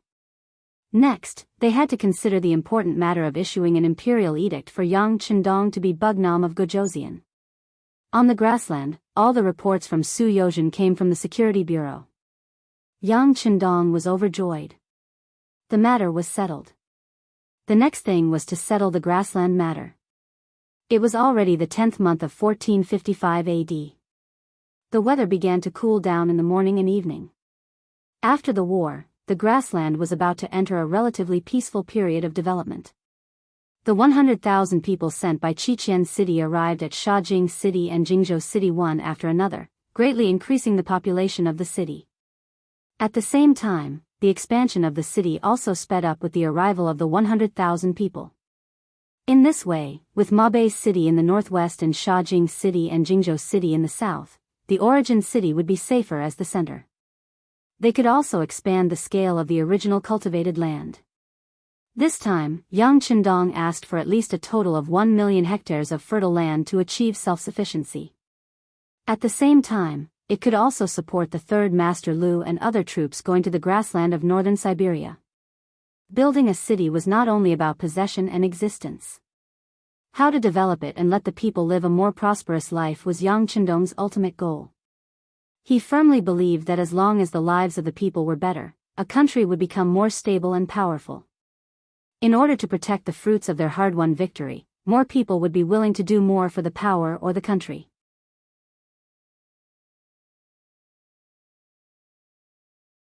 Chapter 998. Solving the problem of food, clothing, and housing was something that needed to be solved urgently and had to be solved. For these, Yang Chendong personally put forward various proposals and experiences. With the full support of the first city, the two cities of Shaojing and Jingzhou were constantly changing. It was far from enough for a city to merely have high walls. It also required the existence of a powerful army. Only then would it be able to form an effective deterrent force, and only then would it be able to avoid being invaded and targeted by others.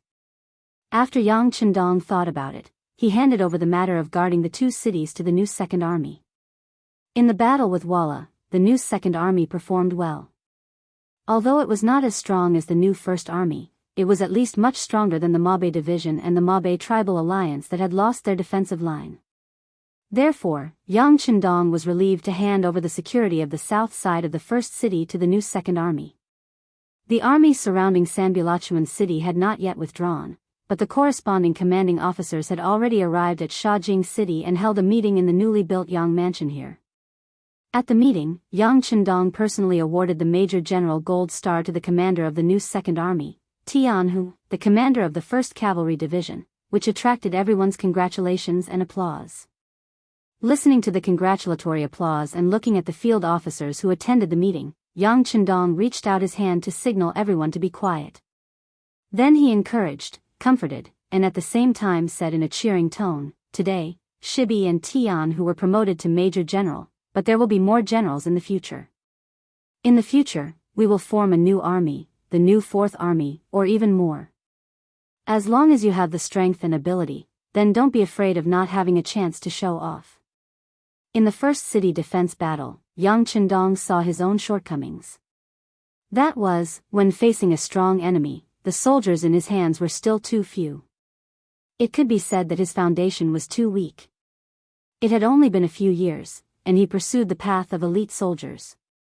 As the first city had completely gained a firm foothold on the grassland, Yang Chendong's requirements for the elite cavalry were also constantly increasing.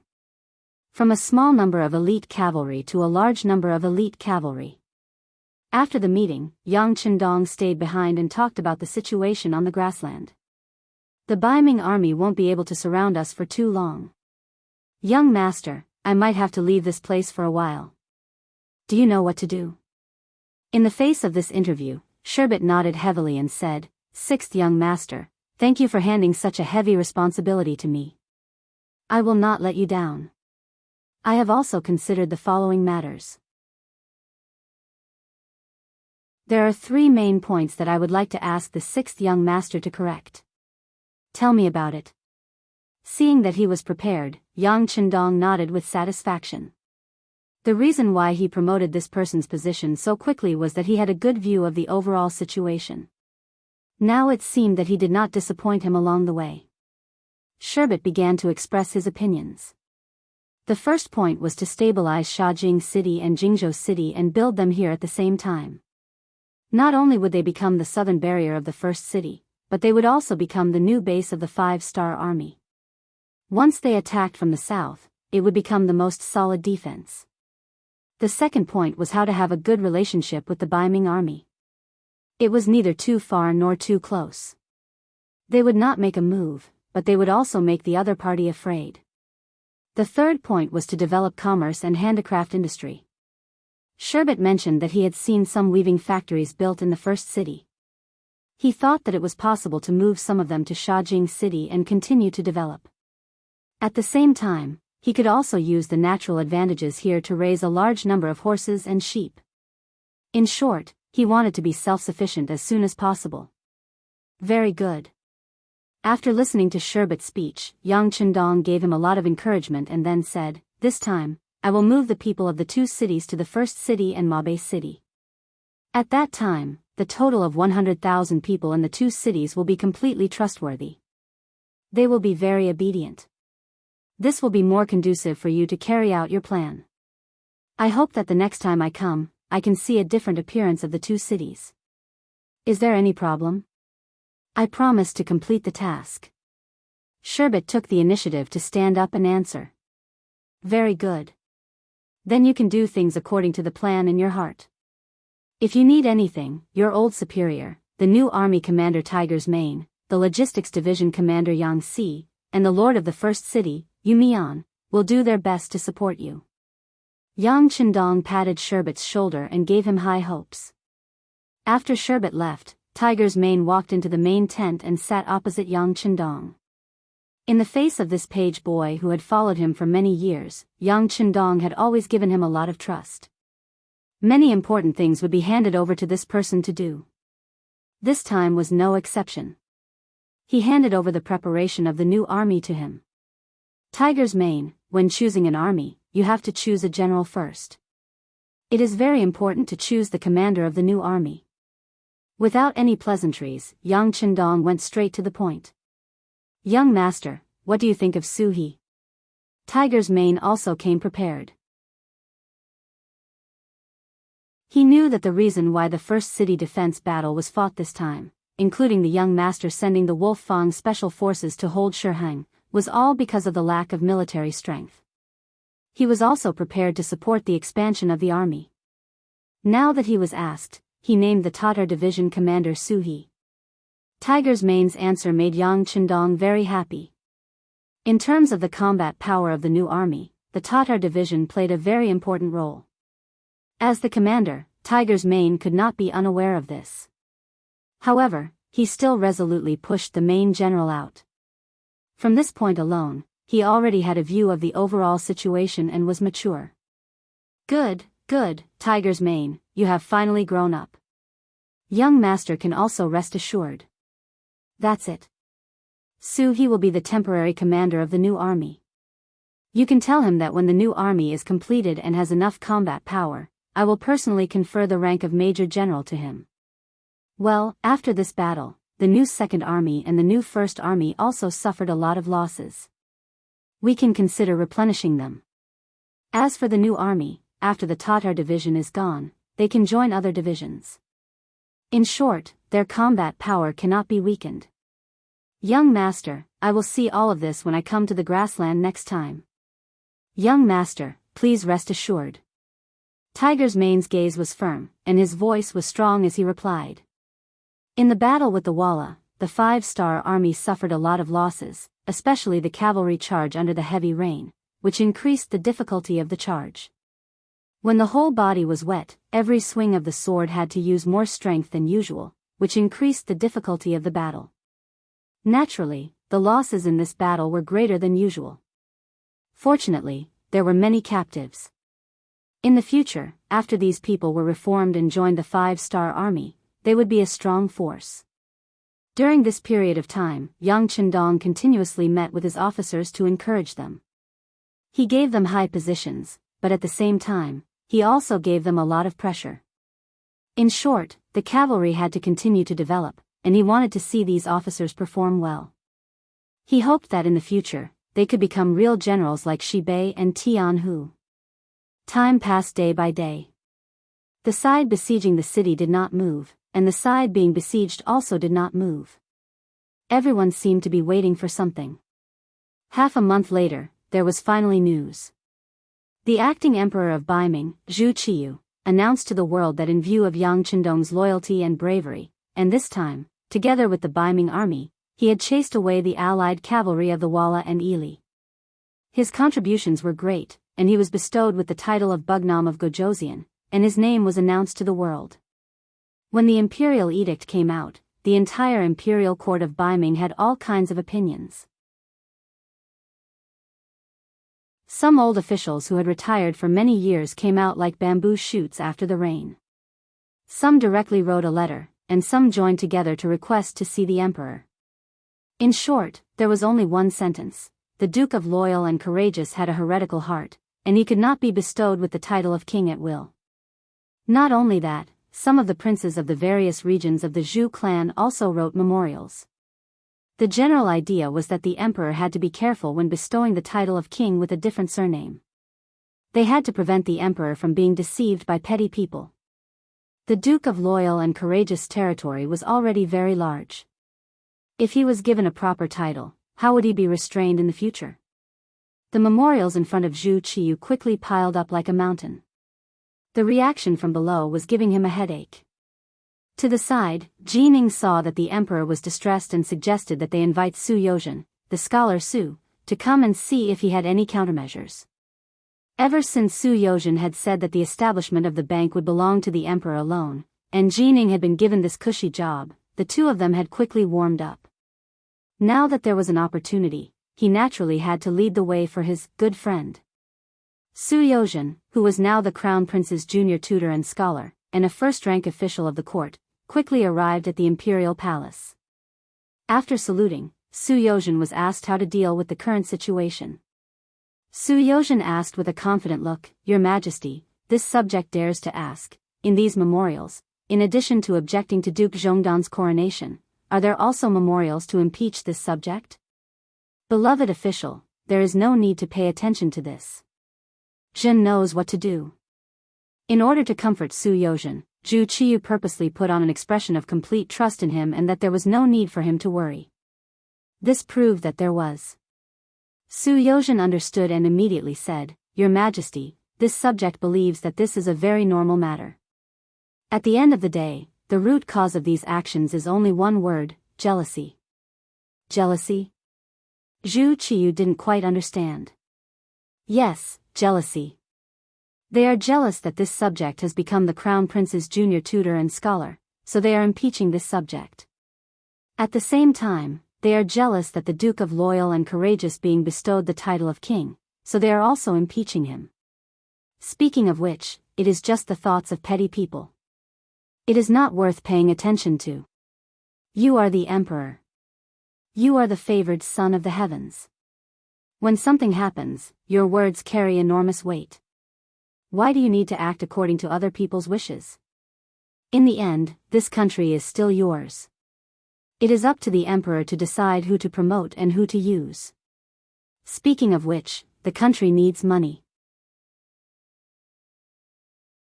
Why don't we see them jumping out to give their opinions? This kind of person who only knows how to be jealous of others is useless at crucial times. They only know how to argue and use their pen. It is not worth your Majesty paying attention to their opinions.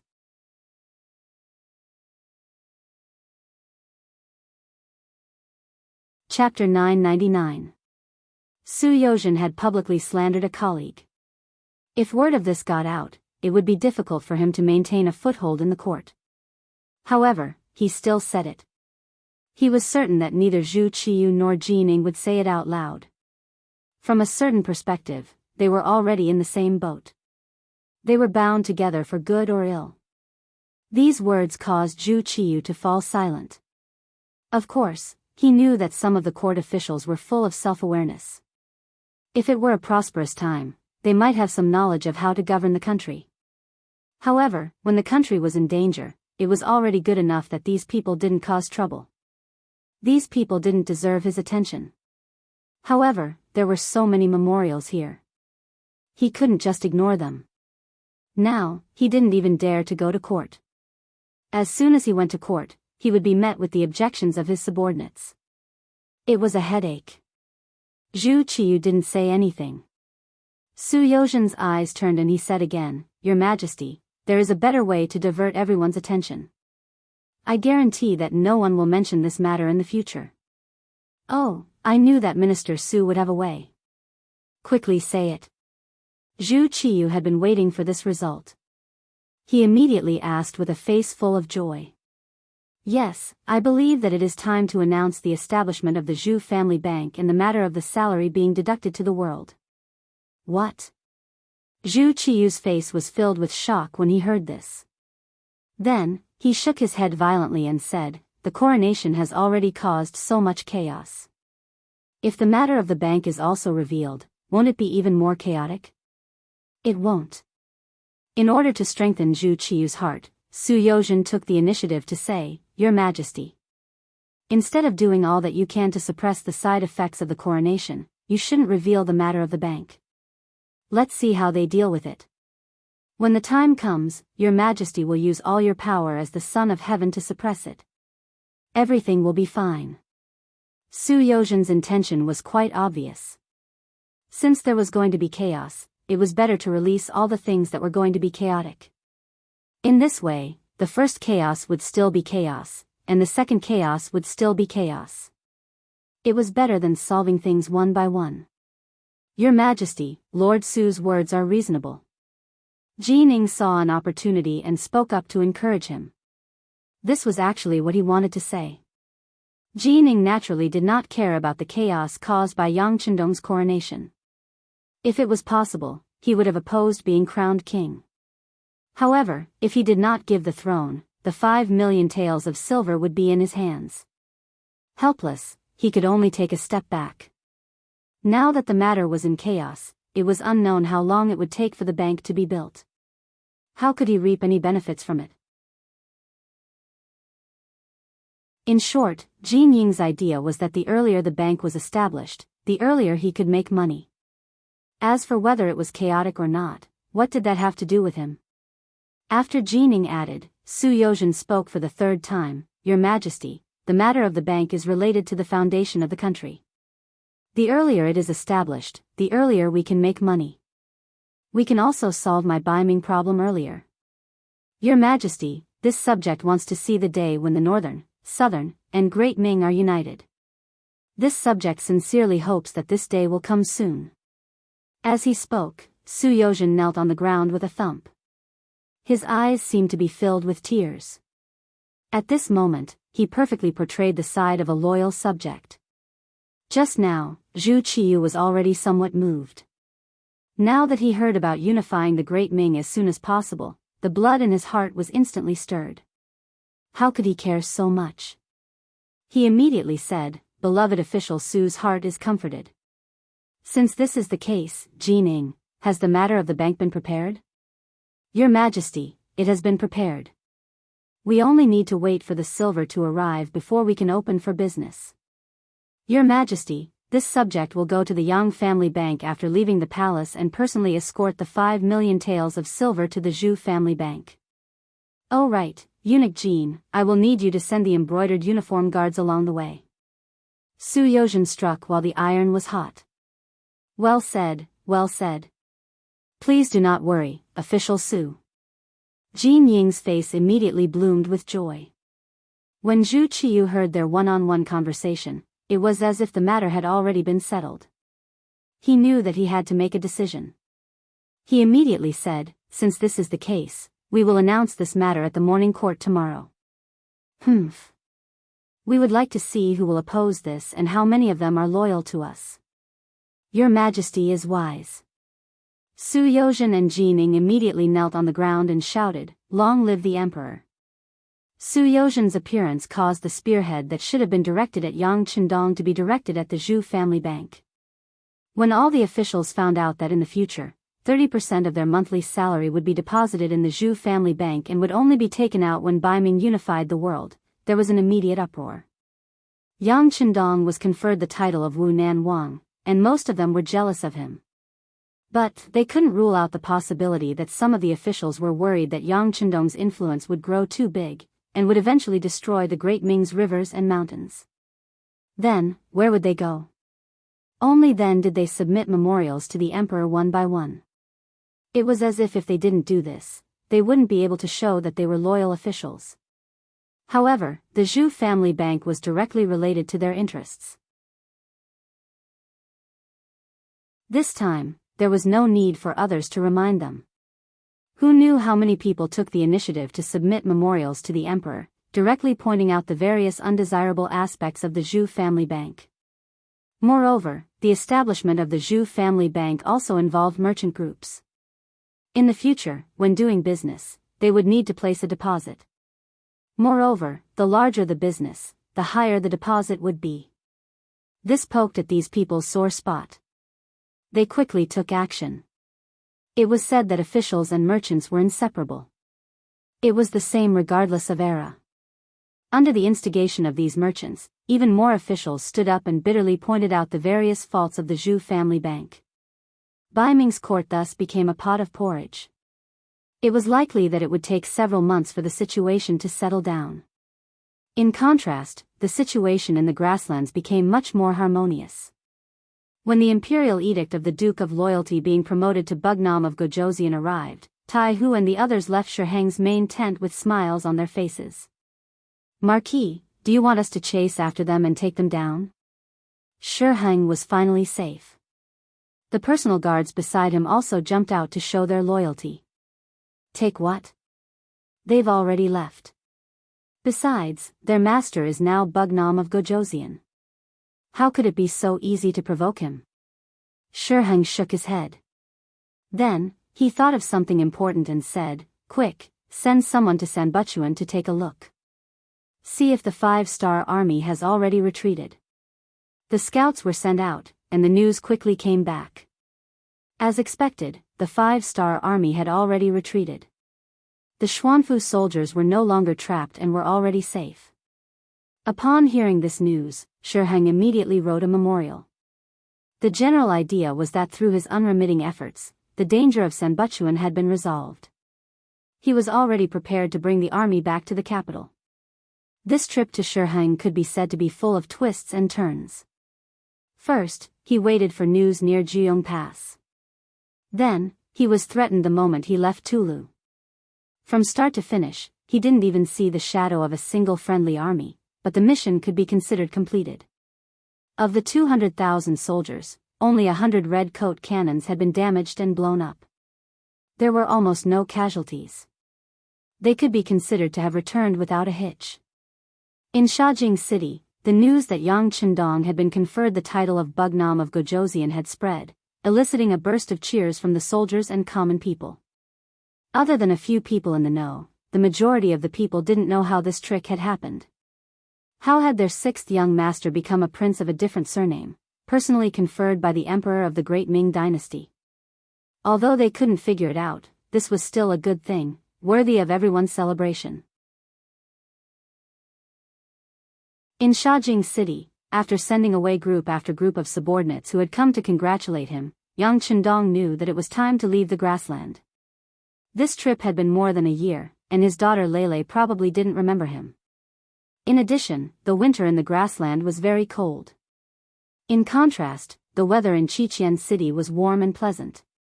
After leaving Shajing City and leaving everything here to the commander of the new Second Army, Yang Chendong brought Tiger's Mane and the others back to the first city, where he picked up the 6th Madame Wan Xiaoyu. Then, he left the first city with Beta Persei and 1,000 Long Wei and the main force of the 5th Sea Division, and went straight to the Korean province from the Liaodu area. In December 1455, Yang Chendong and his party returned to Qiqian City by ship. Qiqian City Palace. Yang Chendong, who had returned, was covered in dust. He rode the white dragon and went straight to the inner palace. Along the way, everyone he saw knelt on the ground and said, "Long live the king." He acted as if he didn't see all this. His heart was only thinking about his daughter Lele. He hadn't seen her for more than a year, and he missed her very much. In a courtyard in the depths of the palace, Lele, who was already 1 year and 5 months old, could already walk. He hobbled around with his chubby little face and his big eyes blinking, as if everything he saw was new to him. Her mother, Qiao Yin, surrounded Lele with a group of maids, watching her every move. From time to time, they would laugh at her somewhat childish actions. But at some point, the small courtyard suddenly quieted down. The sudden appearance of a man attracted everyone's attention. As if feeling that the atmosphere was not right, little Lele, who was walking happily, also looked back and saw an unfamiliar man wearing a golden battle armor. Seeing such a tall stranger suddenly appear, Lele instinctively cried. She seemed to be frightened, and also seemed to be affected by Yang Chendong's murderous aura. Wah! In the quiet atmosphere, this cry immediately tugged at everyone's heartstrings. Immediately, a few maids ran to Lele's side. However, no matter how fast they couldn't be faster than Yang Chendong, who was running with big strides. He hugged Lele the moment he reached out, and then the inner chi in his dantian kept surging. Yang Chendong jumped 4 feet high continuously.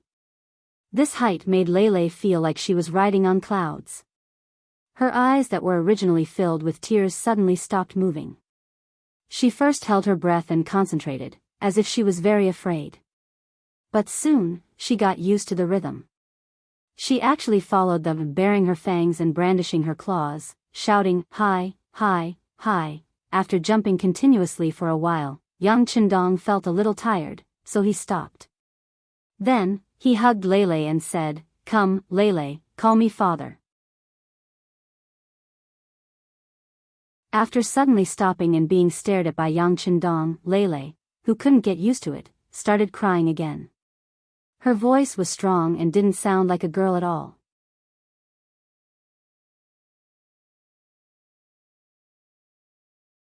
Chapter 1000. Xiao Yin finally walked over from afar. She looked at Yang Qindong with a gentle gaze, but when she saw Lele crying, she couldn't help but take the child into her arms. "Young master, Lele is still young. She hasn't seen you for so long.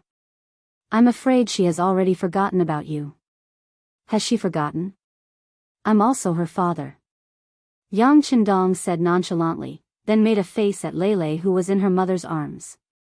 Lele, who was originally in her mother's embrace, suddenly felt a sense of security. She then began to curiously size up this strange man who was playing with her.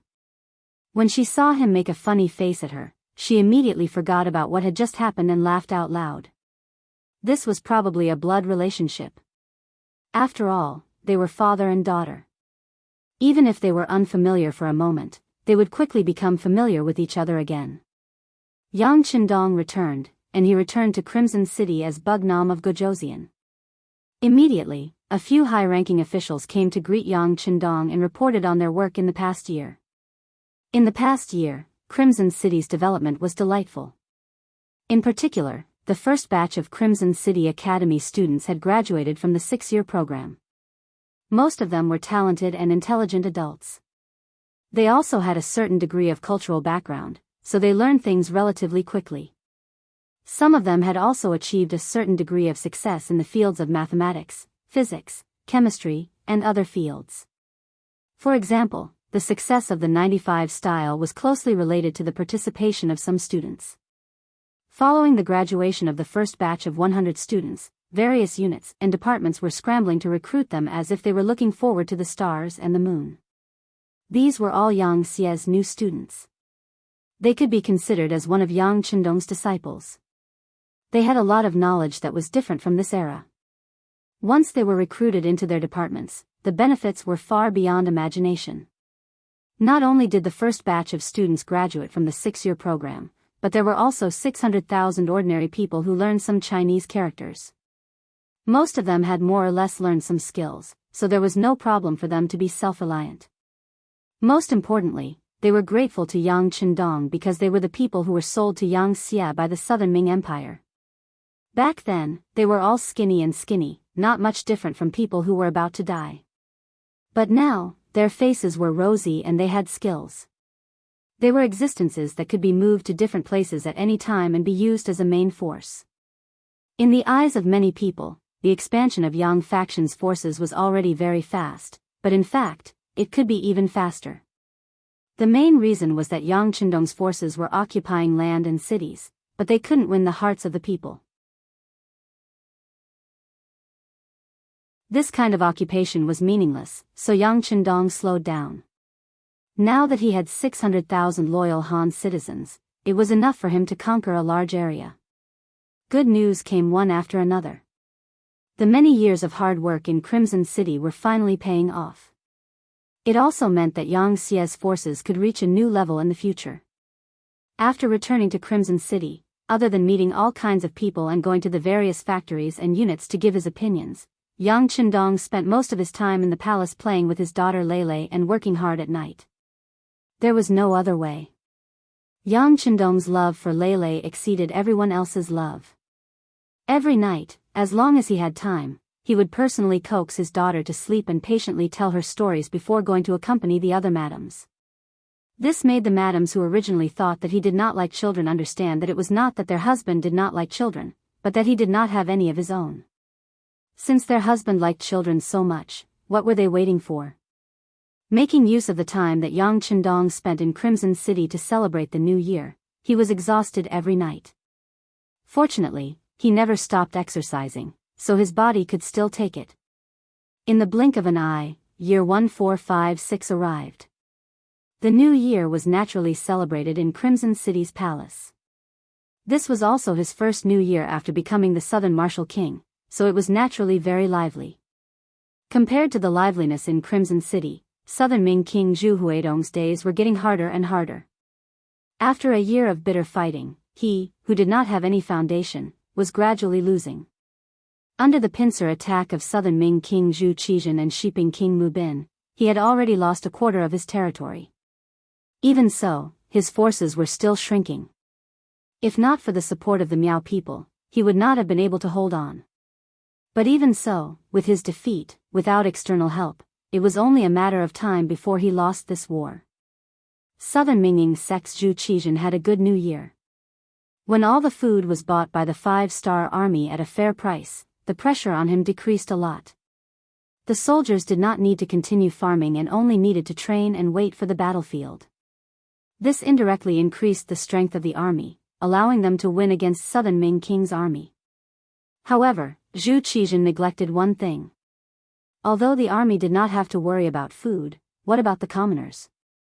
For many commoners, farming was the only thing they could do and knew how to do. But now, the country did not care about farming at all.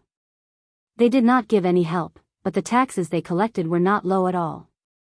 Other than a few landlords who still had a lot of land, the commoners who only had a few plots of land could not survive.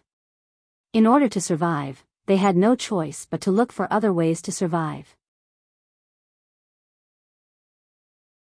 The five-star army shelter near Langshan became a place where many people went to. The Langshan shelter was specially built by Yang Chendong to take in the Han people who had no home to return to and had nowhere to live. There was enough food and carriages there. As long as the Han people escaped there, they would be able to eat their fill and wear warm clothes. At the same time, the five-star army soldiers stationed there would ensure their safety. It was also said that after coming here, they would be quickly taken away. As long as they performed well, they would be given a large plot of land and live a rich life. As more and more Han people appeared in Crimson City and even secretly entered the Southern Ming Kingdom, their influence grew. In just a year, the number of citizens in the Southern Ming Kingdom had decreased by more than 1 million. However, because the Southern Ming Kingdom had tens of millions of people and most of the people who escaped were the lowest class people who had nowhere to go, it did not attract much attention. Increase our efforts and send people to send large amounts of food to the shelter. In short, as long as there is still a breath left, we must save all the Han people and give them a new life. In the Crimson City Lord's mansion, Yang Chendong and Yu Qian sat opposite each other. When they talked about the Southern Ming Kingdom, King Nanwu spoke with an unquestionable tone. Regarding Yang Chendong's compassion and love for the people, Yu Qian naturally agreed. However, when he thought about the voices of opposition, he could not help but say, King Nanwu, if we do this, we will have to pay a lot more money and food. Some people say that it is not worth it to exchange for some illiterate people. Bulsh *T. Yang Chendong directly refuted this statement. The people being illiterate is not their choice. It is the system and environment. How many of the Crimson City people were literate in the past? Since they can learn, why can't others learn? City Lord Yu, if anyone says such words in the future, tell them to talk to me directly. I want to see how many heads they have. Yang Chendong rarely spoke in a reprimanding tone. It could be seen that the position of the Han people in his heart was very high. Such a decision made Yu Qian very happy. He was originally an exception in the great Ming dynasty's officialdom. He was also a person who spoke for the people. Now, there was someone who not only had the same thoughts as him, but also had the qualifications to keep his word. How could he not be happy? However, at the same time, he had a kind of concern. What was the point of having so many Han people? The entire Crimson City, and even the entire Ryukyu Island, had been developed in the past few years. If there were more people, there would really be no land to plant. Bugnam of Gojoseon, based on the current situation of Ryukyu Island, there is no need for too many people. Even if some factories still need people, the number needed is limited. The arrival of these people will only increase our burden. As he spoke of the worries in his heart, Yu Qian stared at Yang Chendong. He wanted to see his trump card. This would be a great comfort for him when he did things in the future. To others, Yang Chendong only expressed goodwill towards the Han people, but did not completely expose his ambitions. However, to Yu Qian, a person who was truly loyal to the Han, Yang Chendong did not have any intention of hiding. Firstly, he knew that Yu Qian was tight-lipped. Secondly, his own ideals did not conflict with Yu Qian's, so he would be supported. Thirdly, as the city lord of Crimson City, in fact, Yang Xia was the highest official in charge of the place. He also needed to know his own thoughts. Thus, in front of outsiders, Yang Chendong expressed his own ideals for the first time. City Lord Yu, Crimson City does not need so many Han people, but other places do. For true Han people, we will only think that there are too few, not too many. Bugnam of Gojoseon's meaning is. Yu Qian seemed to understand, but it also seemed like he did not completely understand. The meaning is very simple. Our Yang Xia's territory will not be limited to what is in front of you. You can see the land around Great Ming, but there are many places that you cannot see. For example, the Western world where Portugal and Spain are located will be like Laos in the future, becoming our territory. Speaking of this, Yang Chendong's eyes were filled with a trace of hope and passion. As the city lord of Crimson City, developing businesses was also within his jurisdiction. Naturally, Yu Qian was not unfamiliar with Portugal, Spain, and the other Western countries. From what he knew, that place was also very vast. It was just that it was too far away, and he had to cross the sea, so he did not pay too much attention to it. What he did not expect was that Yang Chendong had actually set his sights on that place.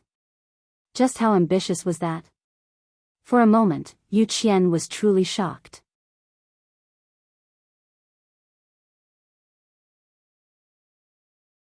Chapter 1001. As far as he knew, the strongest force in history was the Mongol cavalry led by Genghis Khan. Not only did they occupy most of the areas around the Central Plains, they even went as far as Eastern Europe, which was the present-day Austria, Hungary, Vienna, and the vicinity of the Danube. That was already so shocking that even now, many places were still ruled by their descendants and remnant forces.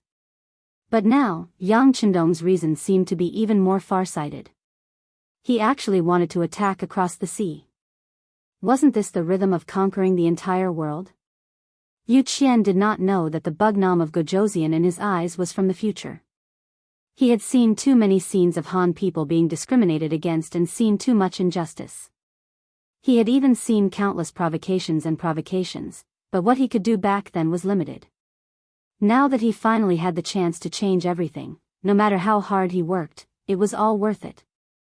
He wanted to see the moment when the Han people stood at the peak of the world. He wanted the blood of the Han people to always be the noblest and purest. He wanted to see that no matter where, the Han people represented the most powerful and inviolable, there was no blasphemy. For this dream, he was willing to give up everything, including his life. Yang Chendong's showdown made Yu Qian admire him, and at the same time, he also gained more confidence. Bugnam of Gojoseon, don't worry. This old subject knows what to do. In the future, I will accept as many Han people as there are. If there is any pressure, this old subject will bear it. If I can't bear it, I will ask for help from Bugnam of Gojoseon. Good. If there is someone who goes overboard, City Lord, you can do whatever you want. Even if the sky falls, this prince will hold it up for you. Yang Chendong smiled. With Yu Qian's support, the number of Han people in his hands would definitely increase. This would play a very positive role in his future plans. After leaving the city lord's manor, Yang Chendong set up a few important factories under the protection of Long Wei. The reason why Yang Xia could develop so smoothly was because of these factories. Furthermore, because they produced countless products that surpassed this era, it allowed the 5-star army to have more money. With a sufficient financial foundation, they could do more things that they wanted to do. Every time he returned to Crimson City, as long as he had time, Yang Chendong would visit these factories to encourage everyone and also to help them solve some problems. He might not understand all the professional things, but after all, He had the experience of the later generations. He was the clearest about which path he should take and which direction he should choose. After Yu Qian and Yang Chendong finished their discussion, he waved his brush and took out 1,000,000 taels of silver from the treasury to invest in the Langshan shelter at the border of Southern Ming and Southern Ming. It must be said that in these past few years, there were many different types of products in Crimson City, and they were all extremely novel. The moment they left the island, they would become popular goods and brought about great profits. It was also because of this that he was quite satisfied with his position as city lord. At the very least, he did not need to worry about money and was incomparably bold when doing things. After receiving the silver, Yu Qian felt that he had not done enough. Thus, he got someone to arrange for him to go to the Han people's preparation camp to take a look. He wanted to understand the situation there and solve the practical problems while also encouraging the Han people. Following Yang Chendong's words, these people would be scattered all over the world as seeds in the future. Now that they were fortunate enough to stay in Crimson City, he wanted to give them warmth and let them feel his care and concern. The Han people preparation camp referred to the Han people who came from other places temporarily. No matter what their living conditions were like before, they were treated equally here. At the same time, they had to learn all kinds of skills. For example, the men could learn farming, blacksmithing, fishing, or work in factories. The women could learn weaving, embroidery, or work in factories, and so on. In short, the first person had to learn at least 1 or 2 skills to prepare for a better life outside. Other than that, learning culture was also essential.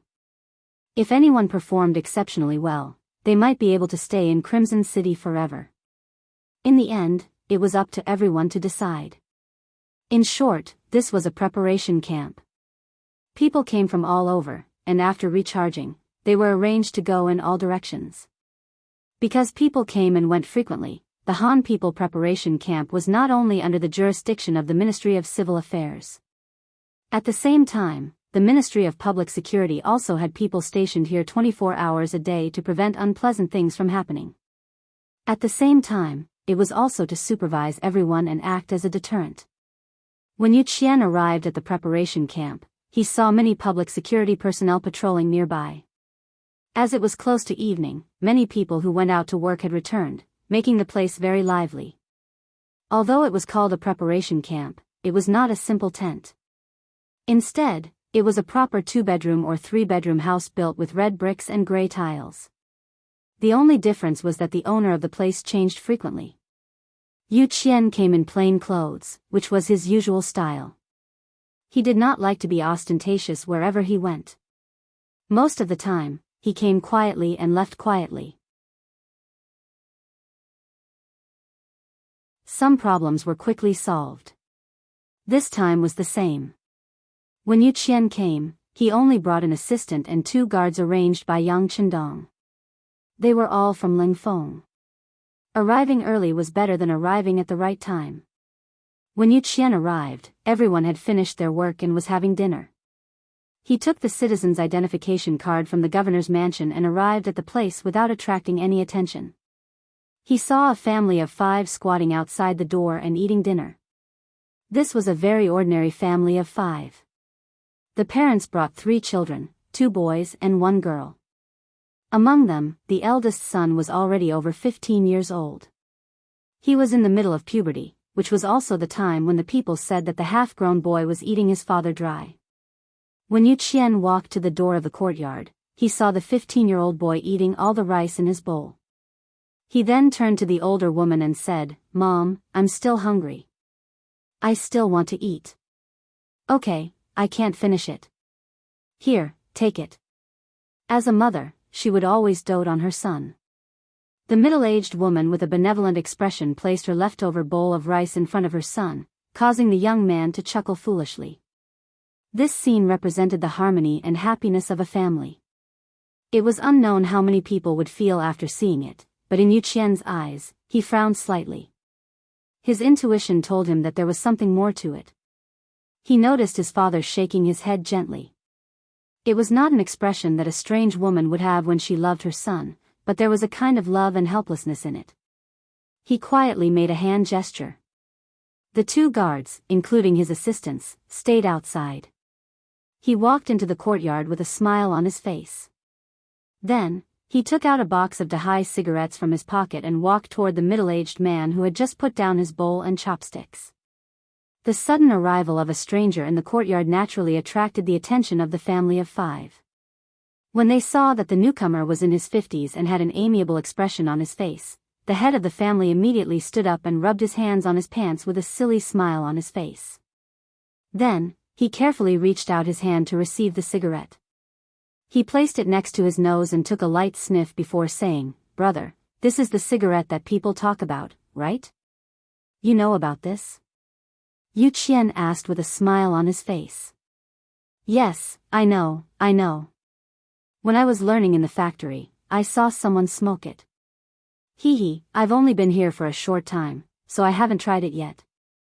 The middle-aged man replied with a sincere smile. "That's right, then try it." Yu Qian still had a smile on his face. He took out a box of Yang family's matches from Crimson City and lit the cigarette for the middle-aged man. Perhaps because it was his first time smoking, the middle-aged man inhaled a little too quickly and choked. Then, he revealed an embarrassed smile. With the cigarette as a bridge of communication, the middle-aged man, who was not good with words, told Yu Qian what he wanted to know. The middle-aged man was called Qingzhu. He was from Guangdong. When the war between the Southern Ming and King Nanming broke out, due to the increase in land rent, he, who was already living a hard life, heard about the Liangshan shelter from his neighbors. Thinking of the old saying, "If you move, you live. If you move, you die." Thus, he and his family fled thousands of li from Guangdong to Liangshan. Then, they either hurried on foot, sat in a carriage, or took a boat to the Han People Preparation Camp in Crimson City. After talking about the Liangshan shelter, Qingzhu was filled with emotions. In his words, he had eaten all the food that he had not eaten his entire life. He, who had not been respected his entire life, finally understood the word dignity. He even praised how well he had been taken care of along the way. It was the kind of treatment that he had never experienced before. Even when he was young, his parents had taken care of him like this. When Yu Qian heard this, he nodded in satisfaction from time to time. Occasionally, he would add a few words. When he saw that the other party seemed to have finished speaking, he chuckled and said, "Brother Cheng, it seems like you're very satisfied with your current life?" "Satisfied, very satisfied." Qingzhu chuckled and nodded, but his wife suddenly nudged him with her elbow. He immediately rolled his eyes, as if warning her about something. This little trick naturally did not escape Yu Qian's eyes. He immediately smiled. "What's wrong? Could it be that Brother Cheng is still hiding something from me?" After he finished speaking, he handed over the pack of Dahai cigarettes in his hand. Qingzhu's eyes narrowed into slits as he took the pack of cigarettes from Yu Qian. He felt that Yu Qian seemed to respect him a lot. After thinking about it, he also felt that it would be wrong of him to hide something from Yu Qian. He immediately said, "Actually, everything is fine. The only problem is that the food given is not enough. I'm afraid that old brother saw it just now. My eldest son is a little hungry, hee."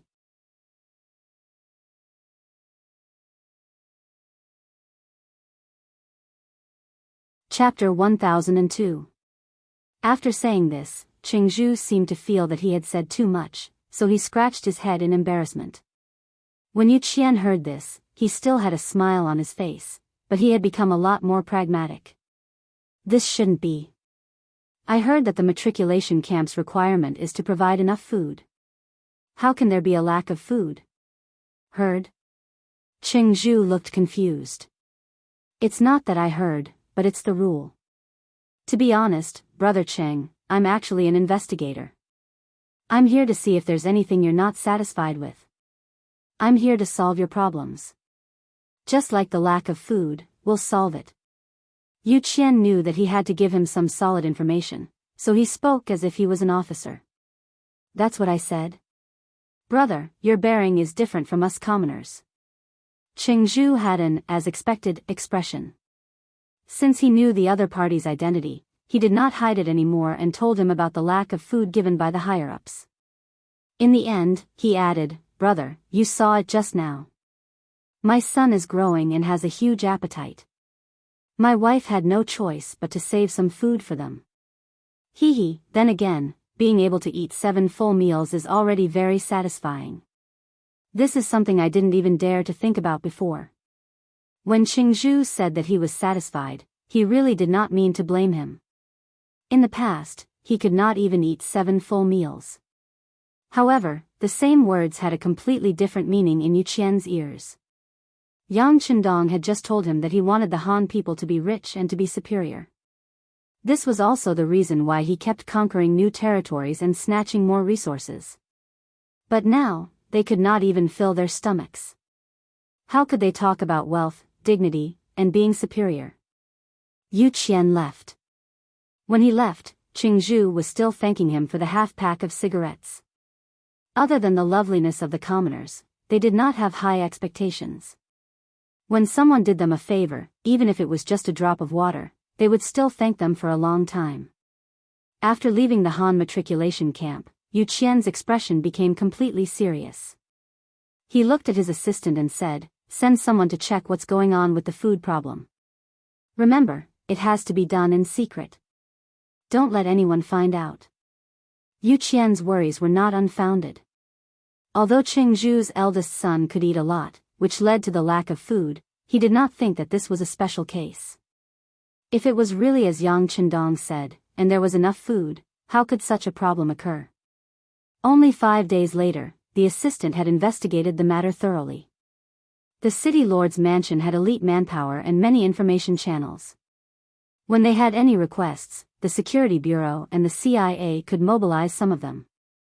The city lord's assistant personally came forward and investigated the matter in just 5 days.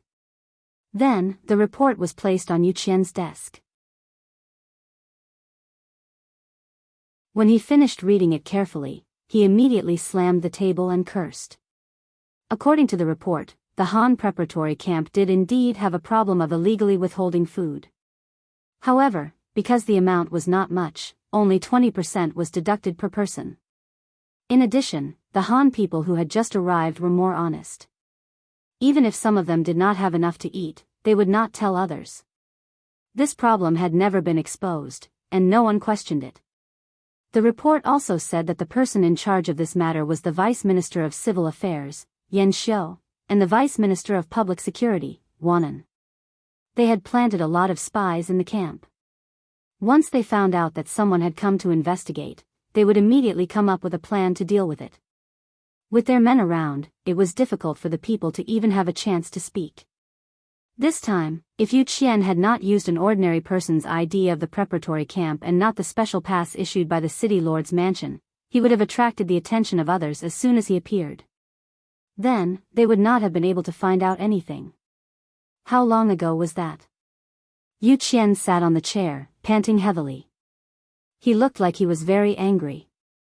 "My lord, it has only been 2 months." The assistant was afraid of being implicated, so he carefully replied. Hearing that it had only been 2 months, Yu Qian breathed a sigh of relief.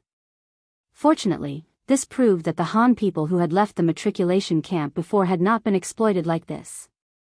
Otherwise, once those people had left and been assigned to different areas, it would have been difficult to make up for it. However, even if it had only been 2 months, Yu Qian could not tolerate the existence of this matter. Although it involved the 2 vice ministers, he still had no intention of backing down or lifting a finger. Since Yang Chendong trusted him so much and gave him the authority of Rezin City, he must take his salary and do a good job. Otherwise, he would feel sorry for himself. How about this? Send this document to Bugnam of Gojoseon in the palace. At the same time, report to Bugnam of Gojoseon that I'm going to deal with the 2 vice ministers. Reporting to Bugnam of Gojoseon instead of reporting to Yu Qian for approval meant that Yu Qian had made a decision to deal with the 2 senior cadres properly instead of just reporting the conflict to Bugnam of Gojoseon. Yu Qian was holding back his anger and wanted to properly deal with these 2 vice chiefs. Although these 2 were promoted to their current positions, and he had also raised his hand to agree, this did not prevent him from punishing these people for their crimes. Since there was a problem, he had to deal with it. Only in this way could he clean up the mess. Otherwise, if a cadre made a mistake, he would not be able to intimidate others. He had already decided to denounce the cadre and was even prepared to remove him from his post and investigate him. However, what Yu Qian did not expect was that just 3 days later, there was a sudden movement in the palace. A large number of Longwei were sent out. They bypassed the Ministry of Supervision, the Ministry of Anti-Corruption, and even arrested Vice Minister Yan Xiao of the Ministry of Civil Affairs and Vice Minister Wanan of the Ministry of Public Security. Not only that, the head of the Ministry of Civil Affairs, Minister Zhou Hua, was also taken away from his office that afternoon. It was said that Minister Zhou was being wronged when he was taken away. When Yu Qian sent people to investigate, they did not find any problems with Zhou Hua. Yu Qian was very satisfied with this person who was recommended by him. However, he did not understand why this person was implicated. Could it be the responsibility of a leader? But if that was the case, why was Minister Long Tainan of the Ministry of Public Security not arrested? Within a day, a minister and 2 vice ministers were taken away from their offices. It was even done by Long Wei. This inevitably caused a lot of discussion among the subordinates. Many of the leaders were anxious and felt that they were in danger. Fortunately, Yang Chendong's actions were always clean and efficient.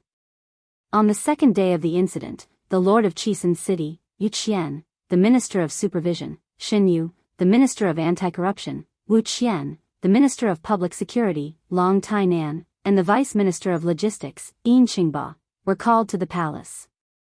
This was obviously to give an explanation for the arrest of Zhou Hua and the other 2. These high-ranking officials all rushed to the palace nervously. Everyone was extremely nervous. For example, the lord of the city, Yu Qian, was recommended by Minister Zhou Hua. He was guilty of using people inappropriately. Xin Yu and Wu Qian were the 2 leaders in charge of the cadre issue. Naturally, they were guilty of incompetence. Minister Long Tainan was the direct leader of Wanan. But the last one was Yin Qingba. He was only the Vice Minister of Logistics and was only responsible for distributing food. He only had a working relationship with Yan Xiao and the others.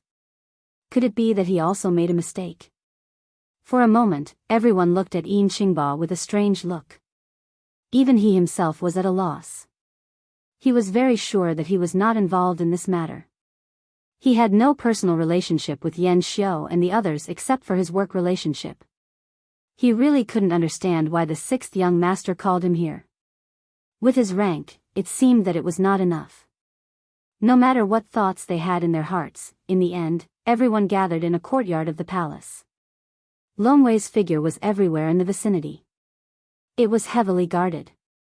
In the courtyard, only Yang Chendong was sitting on a chair. Beside him stood the inseparable servant Beta Persei. As soon as everyone came in, they saw that there were only 2 empty chairs beside Yang Chendong. For a moment, everyone was silent. The atmosphere was so tense that they didn't say anything other than calling him the 6th young master. Among everyone, only Yu Qian was still stubbornly calling Yang Chendong Bugnam of Gojoseon. Perhaps this was his insistence. He insisted on using the official title of the Great Ming Dynasty Yang Chendong to show that he still had feelings for the Great Ming Dynasty. Although his heart had long been on Yang Xie's side, he had no intention of changing the title. Yang Chendong also had no intention of correcting this statement. After seeing Yu Qian, he politely stood up and pointed to the chair beside him. Castellan Yu, please take a seat here. Thank you, Bugnam of Gojoseon, for giving me a seat. Yu Qian didn't stand on ceremony. He liked to be straightforward. If it was something that belonged to him, he wouldn't refuse. After Yu Qian sat down, Yang Chendong looked at the remaining people. Then, his gaze fell on Yin Qingba. Come, Vice Minister Yin, come and sit down too. Ah. He didn't expect Yang Chendong to call out his name. In this environment where he was the lowest in terms of age, seniority, and position, Yin Qingba was a little overwhelmed. He just instinctively shook his head. Beta Persei, who was at the side, had already understood. Seeing that Yin Xingba was still shaking his head, he walked over without saying a word, pulled Yin Xingba over, and pressed him down on the only empty chair. Yin Xingba felt like he was sitting on pins and needles. He tried to get up several times, but Beta Persei's arm was so strong that he couldn't move at all. Until Beta Persei saw that he was still struggling, he whispered in his ear, "The sixth young master asked you to sit, so you sit. This is an order." Hearing the word order, Yin Xingba finally calmed down. Speaking of which, a vice minister of logistics in the Castellan mansion also had a lot of power. In particular, logistics had always been the place with the most benefits.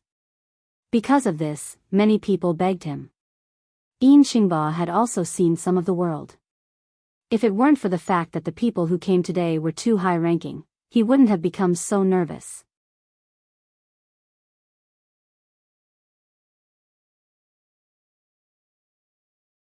Chapter 1003. Yu Qian and Yin Xingba sat down, and the scene quickly became quiet. Yang Qindong, who was sitting in the center position, finally spoke. "Today, I called everyone here to give you an explanation regarding Yan Xiao and the other two. At the same time, I also want everyone to give this king an explanation." Finally, they were talking about serious matters. The small courtyard was silent. Under Yang Qindong's signal, Beta Persei behind him took a stack of signed manuscripts and handed them to everyone. "You can take a look. This is the testimony of Yan Xiao and Wanan." After interrogation, they confessed to embezzling the food from the Han people preparation camp. After investigation, the food that was embezzled from their hands was eventually transferred to the market. A total of 28,000 taels of silver was ultimately split between the two of them. When the matter reached this point, everyone in the courtyard took a deep breath. 28,000 taels of silver, split equally between the two of them, that meant that each of them would get 14,000 taels of silver. This had already exceeded the maximum limit of 10,000 taels of silver. Needless to say, they would definitely die. Everyone's reaction fell into Yang Qindong's eyes. Even though he knew that these people already knew what he meant, he still said, "Due to the seriousness of this case, this king has decided to carry out the execution in front of the central square of Crimson City in 3 days. At that time, all the big and small departments in Crimson City must go and watch. If the other officials have nothing important to do, they must also be present." Does anyone have any questions? No. Knowing that Yang Qindong wanted to use this matter to intimidate the other officials, everyone nodded in agreement. "All right, if everyone has no questions, then we won't waste time on these two vermin. Next, let's talk about the other people and your problems." After investigation, the Minister of Civil Affairs, Zhou Hua, was aware of this matter. Although he adhered to his principles and did not wallow in the mire with Yan Xiao and the others, he clearly knew about it and did not stand up to stop it for the sake of the so-called harmony between colleagues. This is the crime of inaction. This was the first time that everyone had heard about the crime of inaction. For a moment, everyone was puzzled. Yang Qindong quickly gave them an answer. In this prince's opinion, there are only 3 types of officials. The first type is a problematic official. They either abuse their power for personal gain or take bribes. Such an official is called a bad official. The second type is someone who sets an example for others and works diligently. Such a person can be called a good official. But at the same time, there is also the third type, which is a monk ringing the bell every day and muddling through life. Adhering to the idea that things do not concern them, they will not stop or participate in anything wrong. They only want to live a stable life. These are the officials of inaction. When they have a problem, this prince calls it the crime of inaction. Zhou Hua was such a leader. He had noticed some disgraceful actions of his deputy, Yan Xiao, but he didn't stop it. He didn't point it out, and he didn't report it either.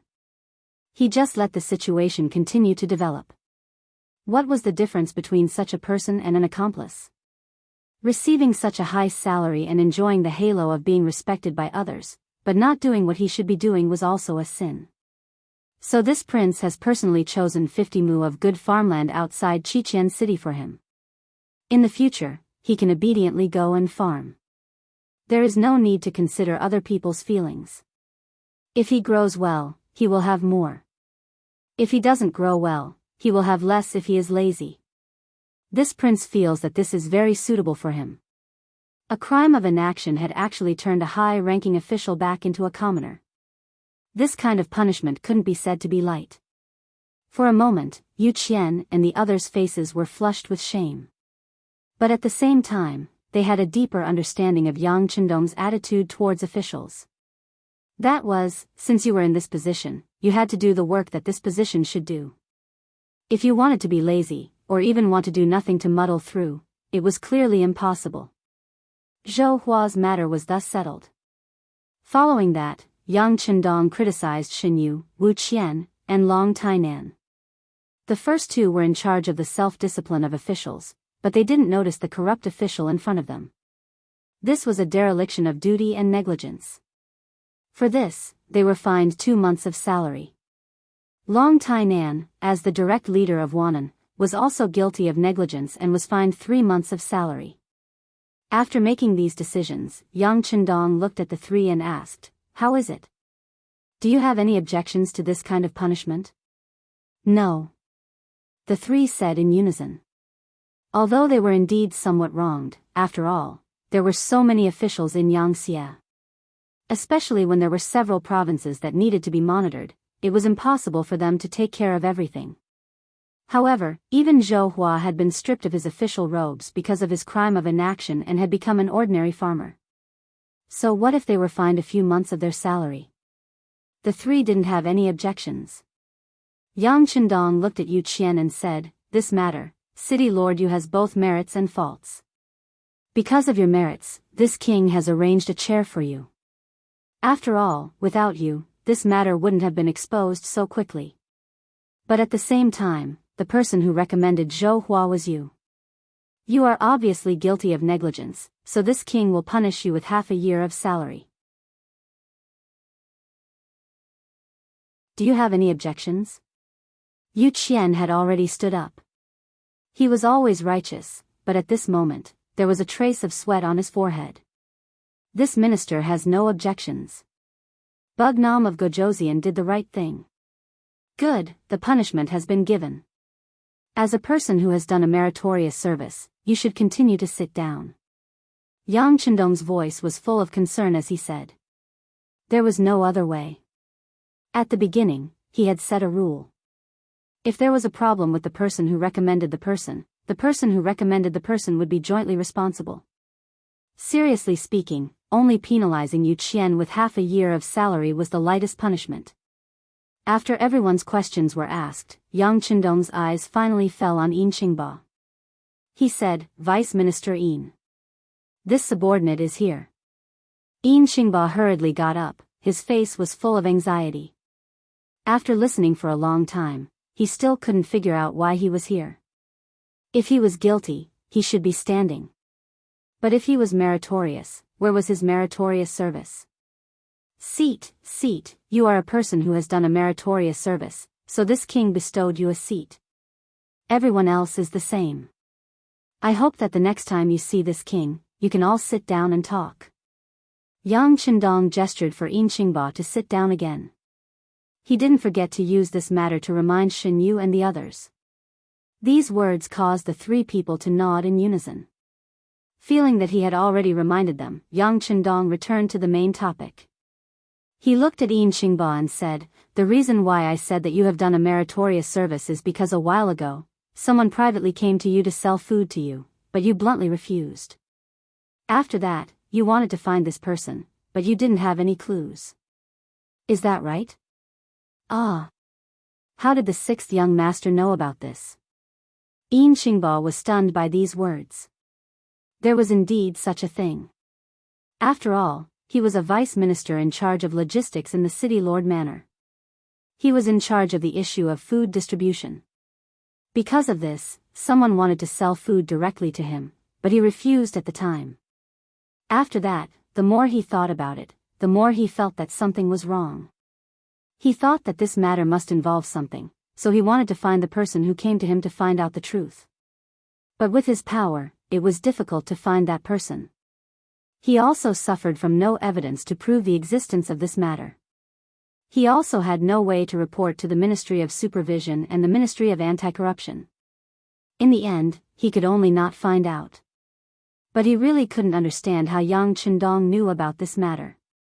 Facing the confused Yin Xingba, Yang Qindong quickly gave him an answer. You don't have to think too much about it. The person who came to you was sent by Wanan, a vice minister of the Ministry of Public Security. He didn't want to expose himself, so there weren't many people who could find out about him. This explanation made Yin Xingba immediately understand what happened that day. He immediately said with an ashamed expression, "Sixth young master, this subordinate is also responsible for this matter. If it wasn't for the lack of evidence and the fact that I couldn't report to the relevant departments, I would have done so long ago. Perhaps the matter at the Han People Preparation Camp wouldn't have been delayed until now. No, this isn't your fault. You used your actions to prevent worse things from happening.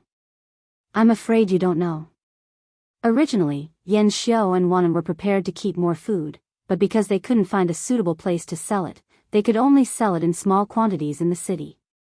That's why they only kept 20%. From this, it can be seen that you are already a person of merit. This king also sent people to investigate. When you were the vice minister of logistics in the city Lord Manor, you did everything by yourself and were a righteous person. Yes, as a reward, you can be the minister of the Ministry of Civil Affairs. Directly promoting a vice minister of logistics in the city Lord Manor to a minister was not as simple as being promoted by 3 ranks. This decision also stunned everyone. This was because everyone knew that there were 3 vice ministers in the Ministry of Civil Affairs who were quite capable. They were also righteous in their work. Logically speaking, they should have been strong candidates for the minister position. Now that a vice minister of logistics in the city Lord Manor was suddenly demoted to the position of minister, wasn't this a blow to their morale? As if he saw through everyone's thoughts, Yang Qindong said, "A single matter in the Ministry of Civil Affairs caused problems to the minister and vice minister. As their colleagues, the other vice ministers are also responsible for their negligence. Not promoting them is a punishment for them. If anyone has any objections, they can come directly to this king. This king is willing to have a good talk with them." When he said this, he expressed his dissatisfaction, but at the same time, he also had the intention of conjugation. Conjugation was most famous in the Qin dynasty.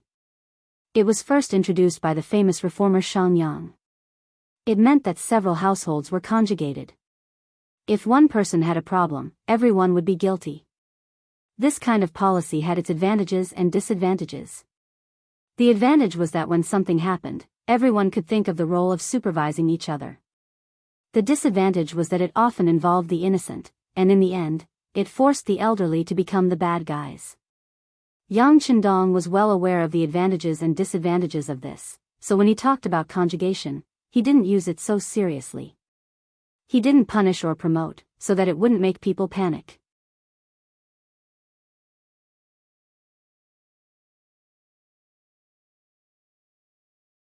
Chapter 1004.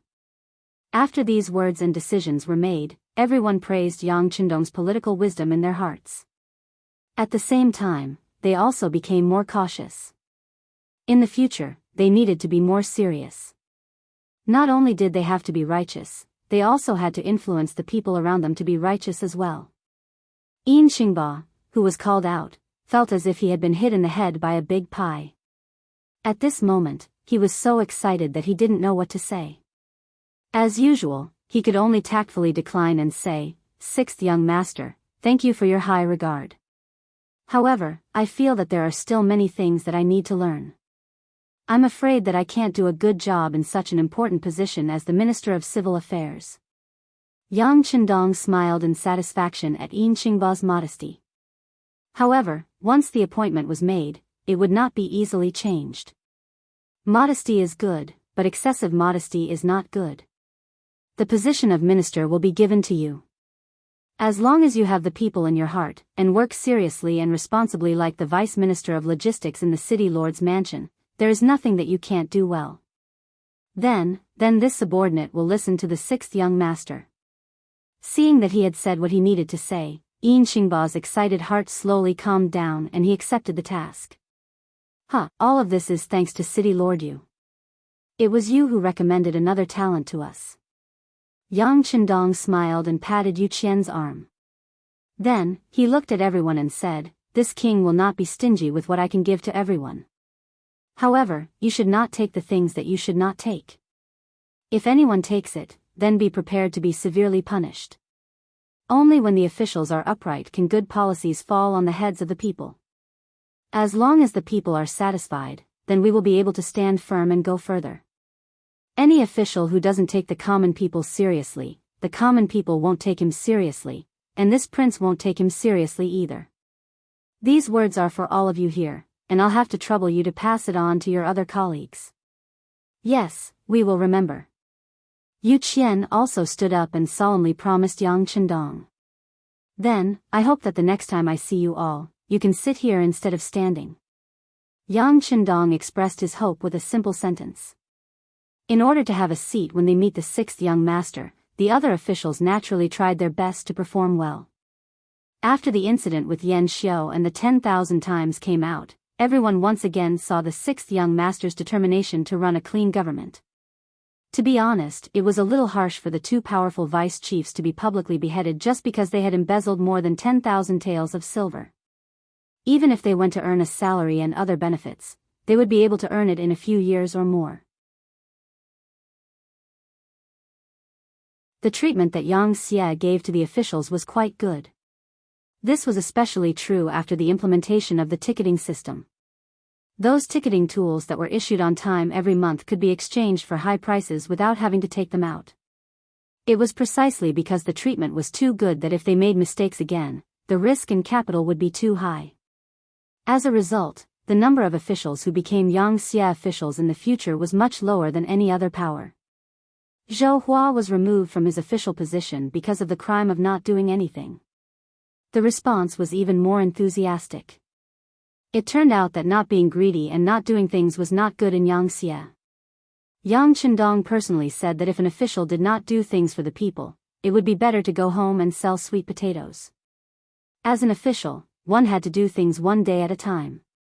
If one did not want to offend people and did not do things, then one might as well not do anything and just go home and be a farmer. Yin Xingba went from being the vice chief of logistics in the city lord's mansion to being the chief of a department. He also told everyone that as long as one worked hard, gold would always shine. This made many of the officials who were originally very capable but were worried that they would not be able to make it big in the future feel relieved. Originally, they were worried that no one would see them lowering their heads to do things. However, with Yin Xingba's example, they did not have to worry so much. They also did not have to put in effort to make their superiors happy and speak up for themselves. Without people giving gifts, there were naturally no people receiving gifts. In an instant, the environment in the bureaucracy became much better. This made the people from the Ministry of Supervision and the Ministry of Anti-Corruption a lot less to do. They had no choice but to shift their attention from Qiqian City to the actual provinces under Yang Xie's control. The Deputy General of Laos, Hai Qing, suddenly felt that there were a lot of strangers around him. He didn't know if he was being paranoid, so he found an opportunity and asked his confidant to invite Do Lilong to his house. Hai Qing, Lao Province's Deputy General, was the deputy of General He Guang. He was an important figure in the military. When Kanglan Kingdom was destroyed, he was very proactive and quickly changed the rudder according to the wind. He became someone He Guang trusted and recommended to Lao Province's governor, Wan Shaochen. Step by step, he rose to the position of deputy general. To be able to become a deputy general, he was considered the second most important person in the entire Lao Province's military. Logically speaking, he should be satisfied. However, a man's greed was like a snake trying to swallow an elephant. Soon, the greedy Hai Qing was dragged down by someone. The person who started this was Do Lilong. Do Lilong, on the surface, was a businessman from Siam. However, he had another secret identity, one of the heads of Siam's intelligence agencies. He was in charge of investigating the matters of the neighboring countries. When possible, he would pull in important people from the opposing factions to his side. From the moment Dou Lilong set his eyes on Hai Qing, the outcome was already decided. Just a total of 20,000 taels of silver was enough for the two of them to call each other brothers. The moment Dou Lilong revealed his identity, Hai Qing could no longer turn back. Yang Xie had a rule that anyone who embezzled more than 10,000 taels of silver would be beheaded. For someone like him who had embezzled 20,000 taels of silver, even if he turned himself in, he would at most be spared. It was impossible for him to continue being an official. Since that was the case, other than being used by Dou Lilong, he had no other choice. After receiving the news, Dou Lilong came to the Hai mansion as a friend and a businessman. He met Hai Qing, who was frightened by the mere twang of a bow. When they met, Hai Qing looked at Dou Lilong in panic and said, "Sir Dou, you must save me." Dou Lilong pretended to be shocked and asked, "What's wrong, General Hai? Did something happen?" "Oh, Sir Dou, you don't know. I might have been targeted. Recently, when I go out, I always find a lot of strangers around." Hai Qing explained the changes around him. He realized that he had embezzled too much and could not turn back. He continued, "Sir Dou, only you can save my life now. Seeing that I have helped your caravan a lot in the past, please help me. Otherwise, you can allow me to be an official in Siam." Although he was cursing Hai Qing in his heart, Dou Lilong still smiled and said, "Mr. Hai must be thinking too much. When I arrived at your residence, I didn't find anything wrong. Could it be that I'm thinking too much?" No, I'm still a deputy general. I can still observe the situation around me," Hai Qing explained. Just as they were talking, a soldier suddenly reported from outside, saying that General He Guang's personal guard captain, Yan Jiang, had arrived, along with 6 other soldiers. What should we do?" Hai Qing became even more flustered after hearing the news. He stood up and paced around in circles. Dou Lilong's eyebrows twitched, but he quickly regained his composure. He smiled and said, "It's okay. Many people know that we are friends. Are you saying that I am not allowed to talk to my friends when I am an official?" Hai Qing did not relax at all because of this reason. Instead, he continued, "Lord Dou, you may not know this, but this Yan Jiang relies on He Guang's trust and is usually very domineering. You can't get past him just because he's a friend. Although he won't touch me, I'm afraid that he will take you away. If that happens, under torture, can you guarantee that you won't say anything?" This.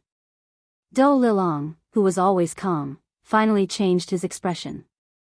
He did not dare to guarantee anything. With his glib tongue, he boasted that he was not afraid of anything. However, if he was really tortured, who knew how long he could last? He might not even be able to last for a while. Thinking that he absolutely could not be caught, Dou Lilong had no choice but to be ruthless. He made a beheading gesture with his right hand and said, "Let's see the situation later. If the other party insists on forcing us, then we will strike first. Kill Yan Jiang? That will definitely infuriate General He Guang."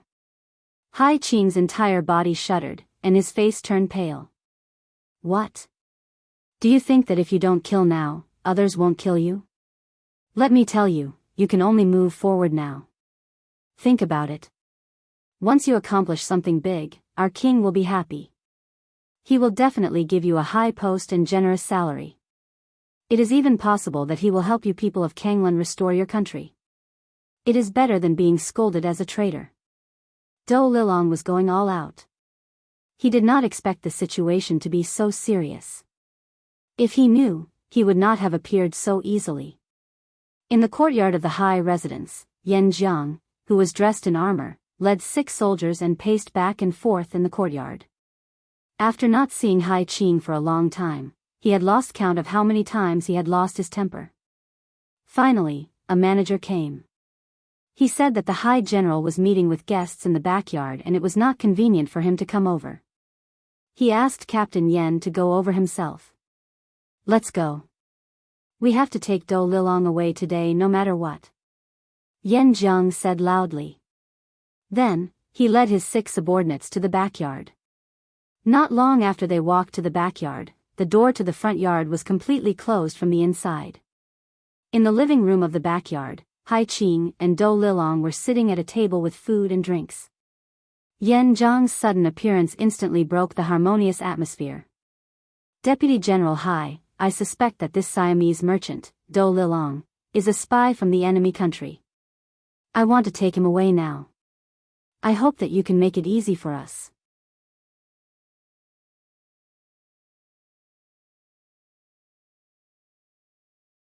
Chapter 1005. The fact that he wanted to arrest Hai Qing showed that he was strong enough. However, this sentence also made Hai Qing unhappy. Captain Yen, Du Lilong is my friend. It's not good to be so rude in front of my friend. Hai Qing was a deputy general. He was someone who could be ranked in front of Wan Shaochen. Yen Jiang was only the captain of He Guang's bodyguards. He was a family general in General He's residence. The difference in status between the two was like heaven and earth. However, He Guang placed a lot of importance on this personal guard captain and gave him a lot of power. That was why when the captain faced Hai Qing, he did not have the slightest intention of backing down. Deputy General Hai, I am here on official business. If you insist on stopping me, do you want me to ask the general to come and talk? Yen Jiang knew the difference in status and knew that it was useless to say more. He directly brought up He Guang. He believed that the other party would not dare to refuse. As expected, once He Guang was brought up, Hai Qing's attitude became much softer. There's no need for that. Is there some misunderstanding? How about this, Captain Yen, please come over and have a drink. If you still can't talk, then you can take my guest away. Yen Jiang didn't suspect anything. After agreeing, he strode forward to the table and poured himself a glass of wine. He raised his glass to Hai Qing and said, Deputy General Hai, I'm sorry to offend you like this. After speaking, Yen Jiang raised his head and poured the wine into his mouth. Hai Qing took this opportunity to take out a knife that he had prepared under the table and stabbed towards Yen Jiang's chest. Caught off guard, Yen Jiang's body was pierced by a knife. The wine glass slipped from his hand. He stared at Hai Qing in disbelief. He wanted to say something, but in the end, because of his severe injuries, he fell to the ground with a plop. At the same time, more than 10 of Hai Qing's bodyguards appeared in the backyard. They surrounded the 6 people that Yen Jiang brought. First, they shot 3 of them with arrows. Then, they engaged in close combat. After paying the price of 1 dead and 1 injured, the 6 people were all dead. Take them away and deal with them properly. With the situation settled, Hai Qing waved to his loyal subordinates. He then looked at Do Lilong and sighed. This time, I have no other choice. Sir Do, you can rest assured. Don't worry. I have always been very confident in the Sea General. Are you sure that He Guang doesn't know about Yen Jiang's visit? Do Lilong asked worriedly. Of course not. Based on my understanding of Yen Jiang, if he had asked for General He's permission beforehand, he wouldn't have drunk my wine this time. It's just that I can't hide this for too long. If I go missing for too long, it might arouse suspicion. Should I pack up and follow Doda to Siam? Hai Qing became anxious again. Don't worry. I will find someone to take the blame for this. What you need to do now is to keep developing your strength. Do Lilong was much calmer. He then threw out a temptation that Hai Qing could not refuse. General Hai, have you never thought of replacing He Guang? Are you saying that I should be the general here? Hai Qing's breathing became heavier as he spoke. A general and a deputy general. It might seem like there was only a difference of 1 word, but the real difference in power was like heaven and earth. If he could become the general, he would not have to ask for permission for everything. It would be much more convenient for him to do many things. That's right. If we can chase Luan Shaochen and the others out of Laos, you can choose a suitable puppet to become the king of Lansang. By then, you will have the absolute power. Then, with the support of Siam, you won't have to be afraid of anyone. Do Lilong continued to persuade him. This. Hai Qing did not answer immediately. It was obvious that he was really tempted. Once it was done, he would no longer be the deputy general. He would be the grand tutor of a country. Everything in the country would have to depend on him. How glorious and glorious would that be? Bai Ming was busy building a bank and looting money. Nan Ming was busy fighting wars and recovering lost land. Yang Chendong had a rare period of peace. Other than going to some research institutes and factories to inspect and listen to the work reports of some departments, he spent most of his time with his wives and little Lele. After many days of intimate contact, Lele finally opened her mouth to accept Yang Chendong as her father. The relationship between the father and daughter became closer day by day. It was to the extent that little Lele would search the entire palace for her father if she did not see him for a while. After every night of hard work, there was finally good news. The first wife, Hu Yan, was pregnant. After little Lele, the sixth young master was going to have a son. When the news came out, there was a burst of cheers from the streets and alleys of Chichin City. No matter what, Lele was still a girl. Everything in the future could not be controlled by a girl. In addition, Hu Yan was the first wife.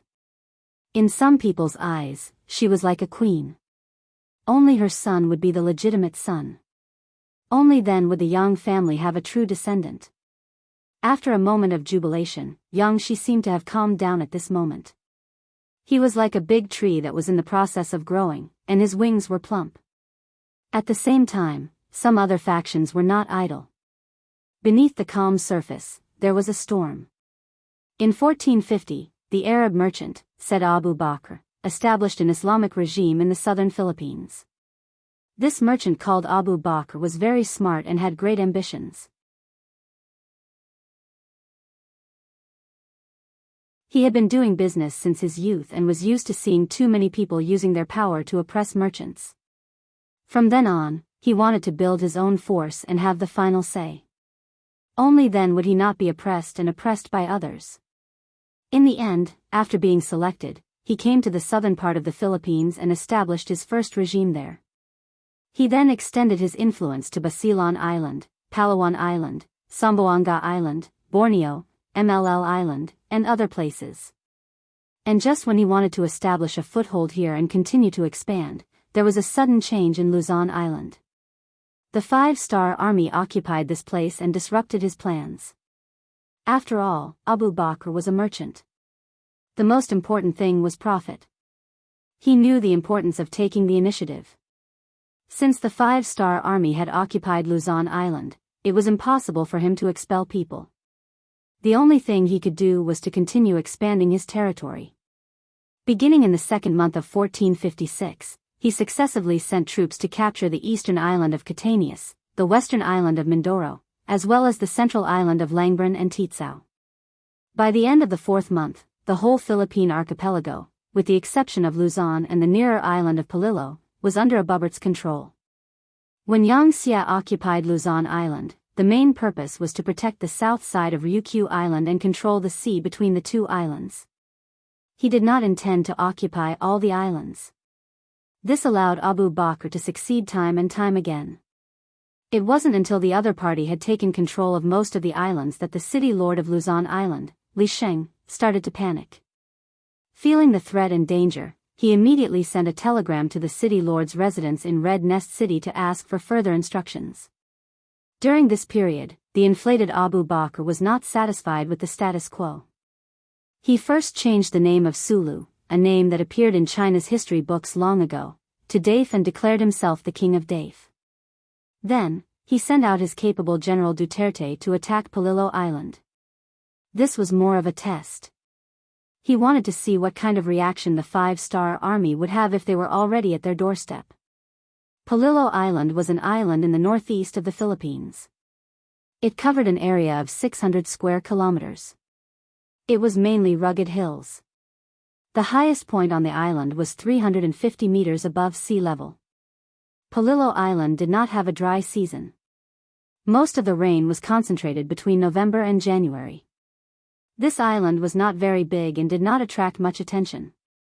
Thus, it could stay out of trouble. There were less than 20,000 people on the island, and they mainly relied on fishing for a living. Because of Abu Bakr's greed, the peaceful area finally attracted the flames of war. When General Duterte and his 2,000 soldiers landed on the island, the lives of the people here were shattered, and nearly 20,000 people were turned into slaves in an instant. After Duterte entered the island, he did all kinds of evil. Any beautiful women were taken to the barracks. Not only were they humiliated, but they also asked the people on the island to make them food and drink. If they were not happy or slow, they would be punished with murder. It was extremely cruel. This practice naturally aroused the anger of the Aborigines on the island. Some young men who were proficient in swimming and sailing volunteered to leave the island that they had lived on for many years under the cover of the night. They rowed their boats to the nearby Luzon Island to seek help. The distance between the two islands was very close. Occasionally, there would be some interaction. According to the people on Luzon Island, although the island was occupied by a force called the Five-Star Army, the people there lived as before. Not only were they not affected by the flames of war, their lives were very orderly. It was said that even the quality of life had improved a lot. They could fish, weave and farm and sell food to the Five-Star Army in exchange for remuneration. With an increase in income, the quality of life had improved. Everyone's face was filled with joy. Although General Duterte was extremely cruel and did not treat the people as humans, he was still vigilant. After a few young men rowed away, he discovered them. He immediately sent 200 soldiers to chase after them in 5 fast boats bought by Abu Bakr from the west. Although the speed of this kind of fast ship could not compare to the fast ships built by the 5-star military shipyards, it was still much faster than ordinary ships. It did not take long for them to see the tail of the fleeing ship. Then, shouts sounded from all directions, and the sound of bows and arrows began to be fired.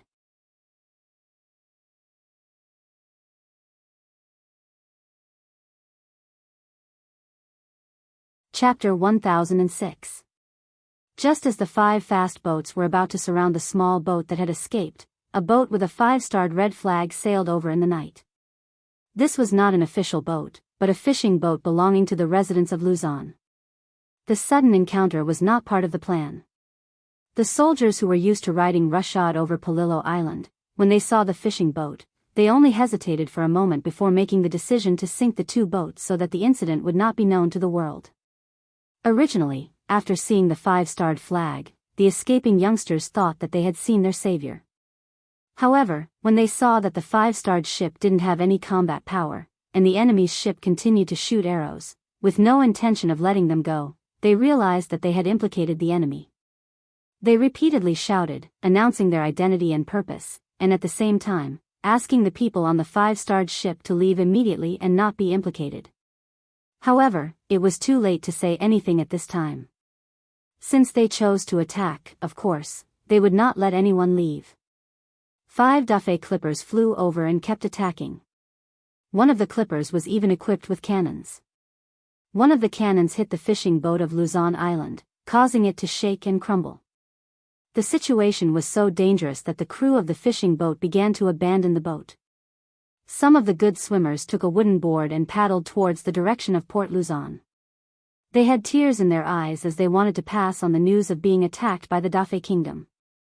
They clearly remembered that the new governor of Luzon, Li Sheng, had said that as long as they hung the 5-starred red flag, no one in this area would make things difficult for them.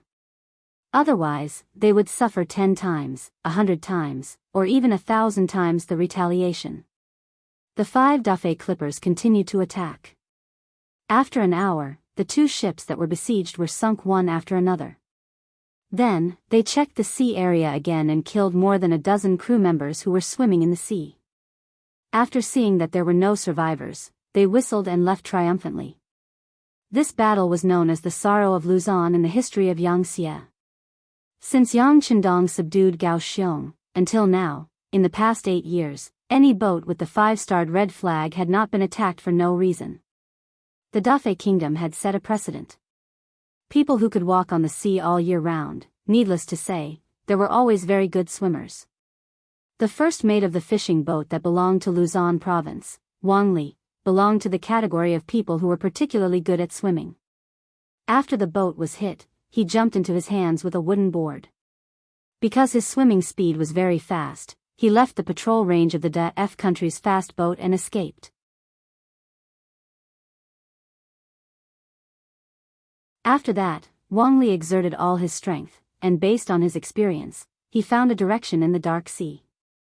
Finally, after 2 days, when he was exhausted, he encountered other ships and was rescued. When he woke up after being fed the hot rice soup, the first thing he said was that there was danger ahead and he wanted to see Governor Li Sheng. Then, he fainted. The fishing boats were all approved by the Luzon provincial government, and there was a connection between them. Someone recognized the chief officer, and the captain immediately gave the order to return to Port Luzon. A day later, Wang Li and the others returned to Luzon Island, and then they were escorted to the provincial government. Governor Li Sheng warmly received them. After knowing what happened, he was very angry. In front of hundreds of fishing boats, he expressed that they would immediately send people to investigate this matter. If everything was true, then the DF country would have to give an explanation. Admitting fault, apologizing, and compensation were all necessary. Otherwise, the 5-star army would have the right to use force to get justice. Li Sheng said so, and he did so. He called the Luzon Island garrison commander Hang He and ordered him to go to the location of the incident. He had to prove that there was a sea battle there, and it was not man-made damage or natural damage. In short, there had to be evidence. Speaking of which, Yang Xie did not have many soldiers stationed on Luzon Island. Other than a garrison of 2,000 people, there was a public security team of 3,000 to 4,000 people. It was just that the public security was scattered. Normally, they could maintain law and order, but once there was a battle, the garrison would have to move first. After Hang He received the mission, he took the fast boat left by the 5-star army and set off, heading straight to a location not far from Palillo Island. Li Sheng also sent a telegram to the Jianghu City Lord Mansion, requesting that if there was a change in the situation, the 5-star Army Navy could provide support. In the Jianghu City Lord Mansion, the Deputy City Lord in charge of military affairs sent the telegram to Yu Qian, and the sound of a table being slammed sounded. Someone once said that he was too humble, saying that he was loyal to the people of the Ming dynasty, and not to the emperor of the dynasty. From this, it could be seen that he valued the people very much. It was precisely because of this that he and Yang Qindong had more to talk about. After being robbed here by a shady method, he could still concentrate on his work. Now that he heard that someone actually took the initiative to challenge the power of the 5-star army, how could he let it go?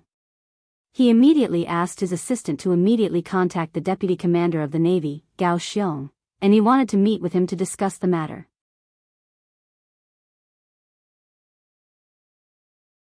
Just over an hour later, Gao Xiong rode a bicycle to the City Lord Mansion.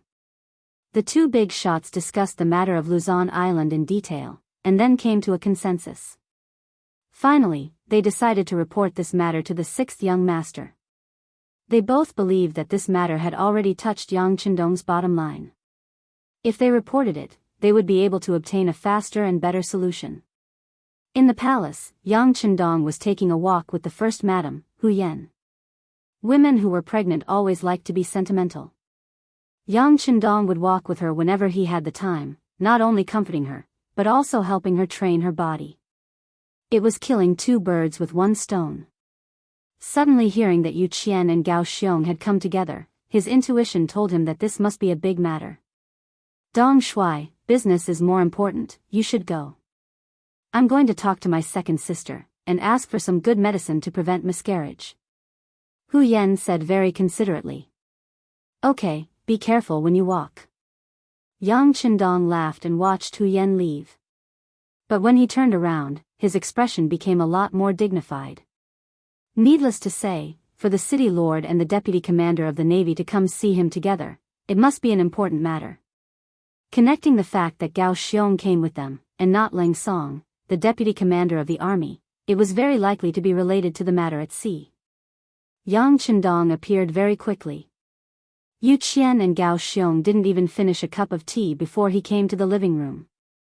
Seeing that the two were about to get up, he made a gesture of inviting them to sit, and sat down on the chair in the middle, and said, "Speak, did something unexpected happen?" "Sixth young master is wise." Gao Xiong flattered. Yu Qian was a lot calmer.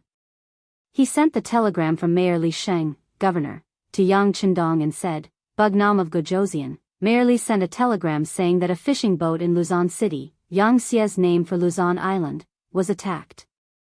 According to Chief Officer Wang Li, who escaped, it was the fast ships of the recently established Dafei Kingdom that attacked." Yang Chendong took the telegram and looked at it carefully, then raised his head. The telegram said that the fishing boat hung a 5-star flag. Could it be that someone dared to attack? "Yes, sixth young master. This is what made us angry. They ignored our flag, which is clearly a provocation. Previously, we didn't have many immigrants in our hands, and the distribution of the islands was too loose. We also had the new Second Army established, and North Korea provoked us, so we didn't send troops to attack them. However, this became the reason why they looked down on us. This is too much. I think that we should immediately send troops to Song City to declare our sovereignty. If necessary, we can strengthen the patrols at sea as a deterrent."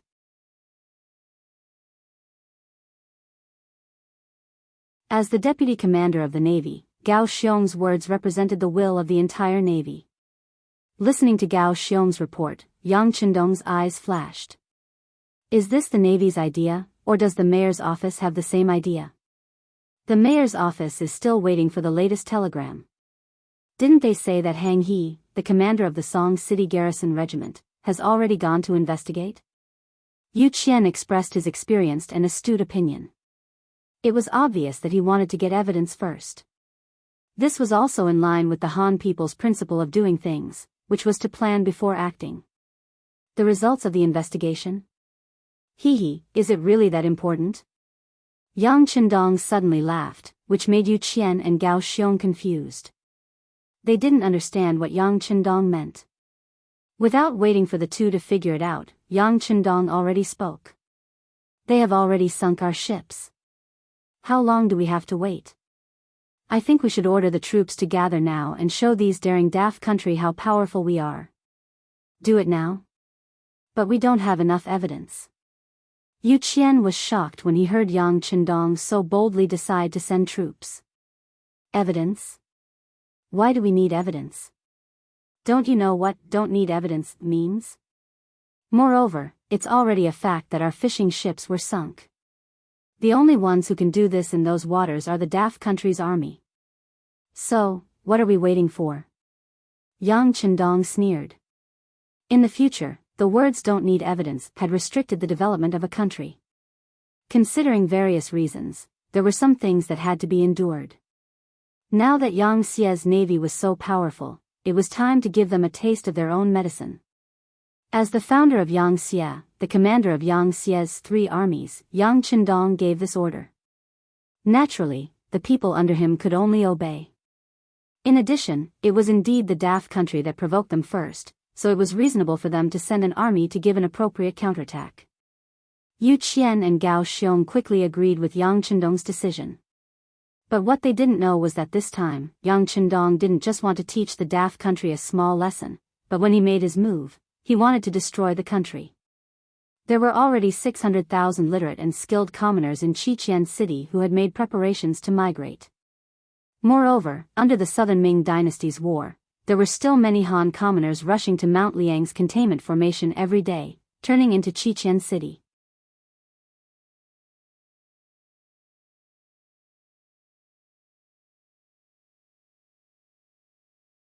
Chapter 1007. It could be imagined that in the future, there would be more and more knowledgeable Han people. With such confidence, it was time to take over the entire archipelago. Previously, he didn't make a move because he didn't have a good reason. Now that the other side had taken the initiative to provoke him, how could he let go of such an opportunity? Yang Chendong was determined to deal with the Dafei kingdom. Gao Xiong's navy naturally cooperated with him. After a discussion between the three of them, they decided to mobilize the entire 1st Sea Army. That was the 1st Sea Division, 2nd Sea Division, and 3rd Sea Division. They would launch a fierce attack on the Dafei kingdom from 3 different directions. They had to make the other side suffer. They had to let them and the surrounding countries know what the consequences of offending the 5-star army were. Order the new 2nd Army's 6th Sea Division to strengthen the patrols. If there are any other forces that try to interfere, don't hesitate to beat them back. At the same time, the 5th Sea Division stationed in North Korea can also be transferred back. That place can be left to the local garrison. What we need to do now is to do our best to win this battle. Yang Chendong said in a powerful voice. This order was very similar to Yang Chendong's usual approach. Either he didn't make a move, or he would go all out. If he could destroy a country, he would destroy it. If he couldn't destroy it, he would destroy it. If he couldn't destroy it, he would destroy it. After the order was issued, the war machine started. The navy quickly began to assemble. All the officers who were visiting their families had to report back to their respective units. At the same time, the city lord's manor was also making various preparations. Under the overall command, the newly developed 100mm mortar shells were quickly delivered to the 1st Sea Division for use. 600,000 Han people voluntarily signed up, and 300,000 people were ready to enter the archipelago at any time. The condition was that as long as they were Han people who entered the archipelago, they would be given a job. For example, they would be given a job in the local government. If they met the conditions, they would be given a job in the public security, hospital, school, industry and commerce, government, tax and other departments. Not only did the 300,000 Han people have to prepare for migration, the other provinces also had to prepare for the migration of people. Each province had to prepare at least 200,000 people. At the same time, they had to prepare to accept a certain number of indigenous people. This kind of interchangeable population exchange could often solve the problem of the local people huddling together to the greatest extent, allowing them to quickly forget who they were before, and better join the Han family. Above the sea, under Ma Li's guidance, Captain Hang He finally found the remnants of the ship that had been hit by the cannon fire. From the surface, one could clearly see that it had been hit by a cannon. With this piece of evidence, the ship quickly turned back and headed straight for the port of Luzon. But just as the ship turned around, dozens of Great F Country ships suddenly appeared around the sea. They were the Great F Country ships led by Duterte. He had long expected that the 5-star army would come to this area to search and inspect, so he had been waiting here. Initially, he wanted to wait for them to get closer, but when he saw that his prey was about to leave, he couldn't hide anymore. He jumped out directly, wanting to leave Hang He and the others here. Is it a Dafei ship? Hang He saw the enemy ships around him, and his eyes flashed with anger. This kind of encirclement exposed their ambitions without a doubt. Unfortunately, the ship he was on was not the fishing ship from before. He was piloting a level 3 warship left behind by the Navy in Song City. Not only did it have a constant speed, it also had a powerful 100mm mortar that could hit a target more than 10 miles away. At that time, it could be said to be the top artillery. Order the ship to speed up and leave. Order the artillery to reload the shells and adjust the range. If any ship dares to block our way, blow it up. Hang He said loudly. His order also made the crew members excited, and they shouted loudly to make various preparations. Although they were surrounded, the 5-star warship did not intend to surrender. Instead, it sped up, which greatly exceeded Duterte's expectations. He thought that the other party would take the initiative to stop and reason with him. Didn't all Han people do this? At that time, he would be able to kill everyone on the ship at a close distance and occupy the ship. He could see that this ship was not simple. Once it belonged to him, after going back to study it, it should be able to promote the development of their ships. Hang He was originally a company commander in the Cold Front Navy. At that time, it was City Lord Li Sheng who took a fancy to him and wanted him to stay, so he retired from the Cold Front Navy and transferred to the Garrison Regiment as the commander. Speaking of which, he was promoted a few ranks, but he still missed the time when he was a Cold Front Navy officer. Wherever he went, he was majestic. This kind of person, after many years of training, was warlike in his bones, and it was even more impossible to make him surrender. Therefore, when he gave the order to charge out and bombard the ships blocking their way, it really caught the Dafei Navy off guard.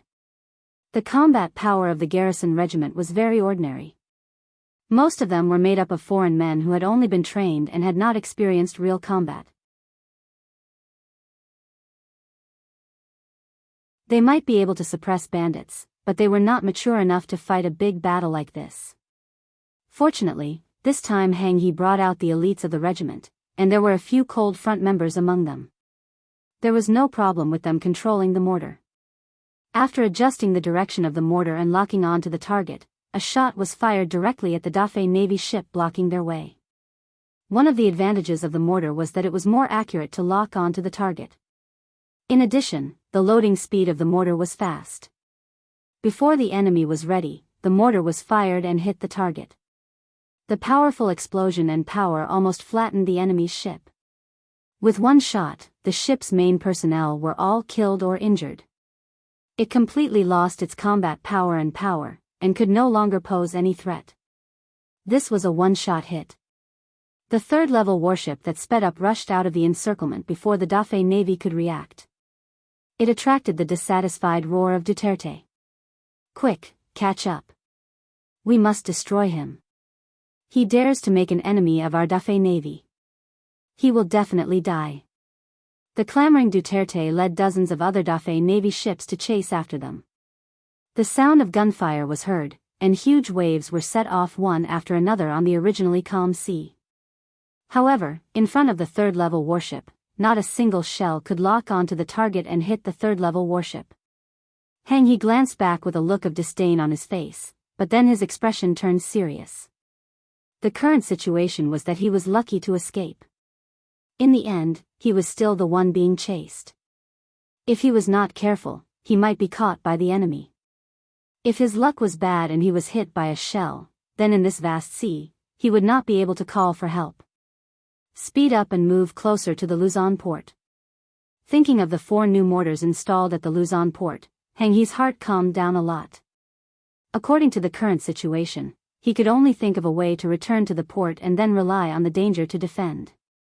One chasing and one escaping, this scene played out on the sea. Under the full power of the third-level warship flying the 5-star flag, the distance between the two sides gradually increased. Hang He's luck was still good. Even when he was out of the enemy's range of attack, he was still hit by a shell.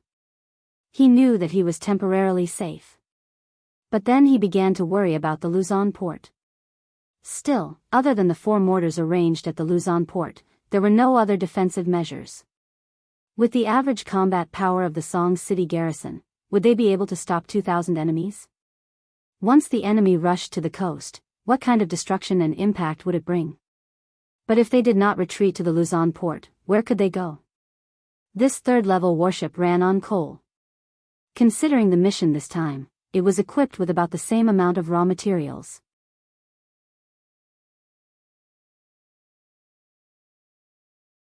If they could not rush back as usual, they could face the predicament of running out of energy at any time.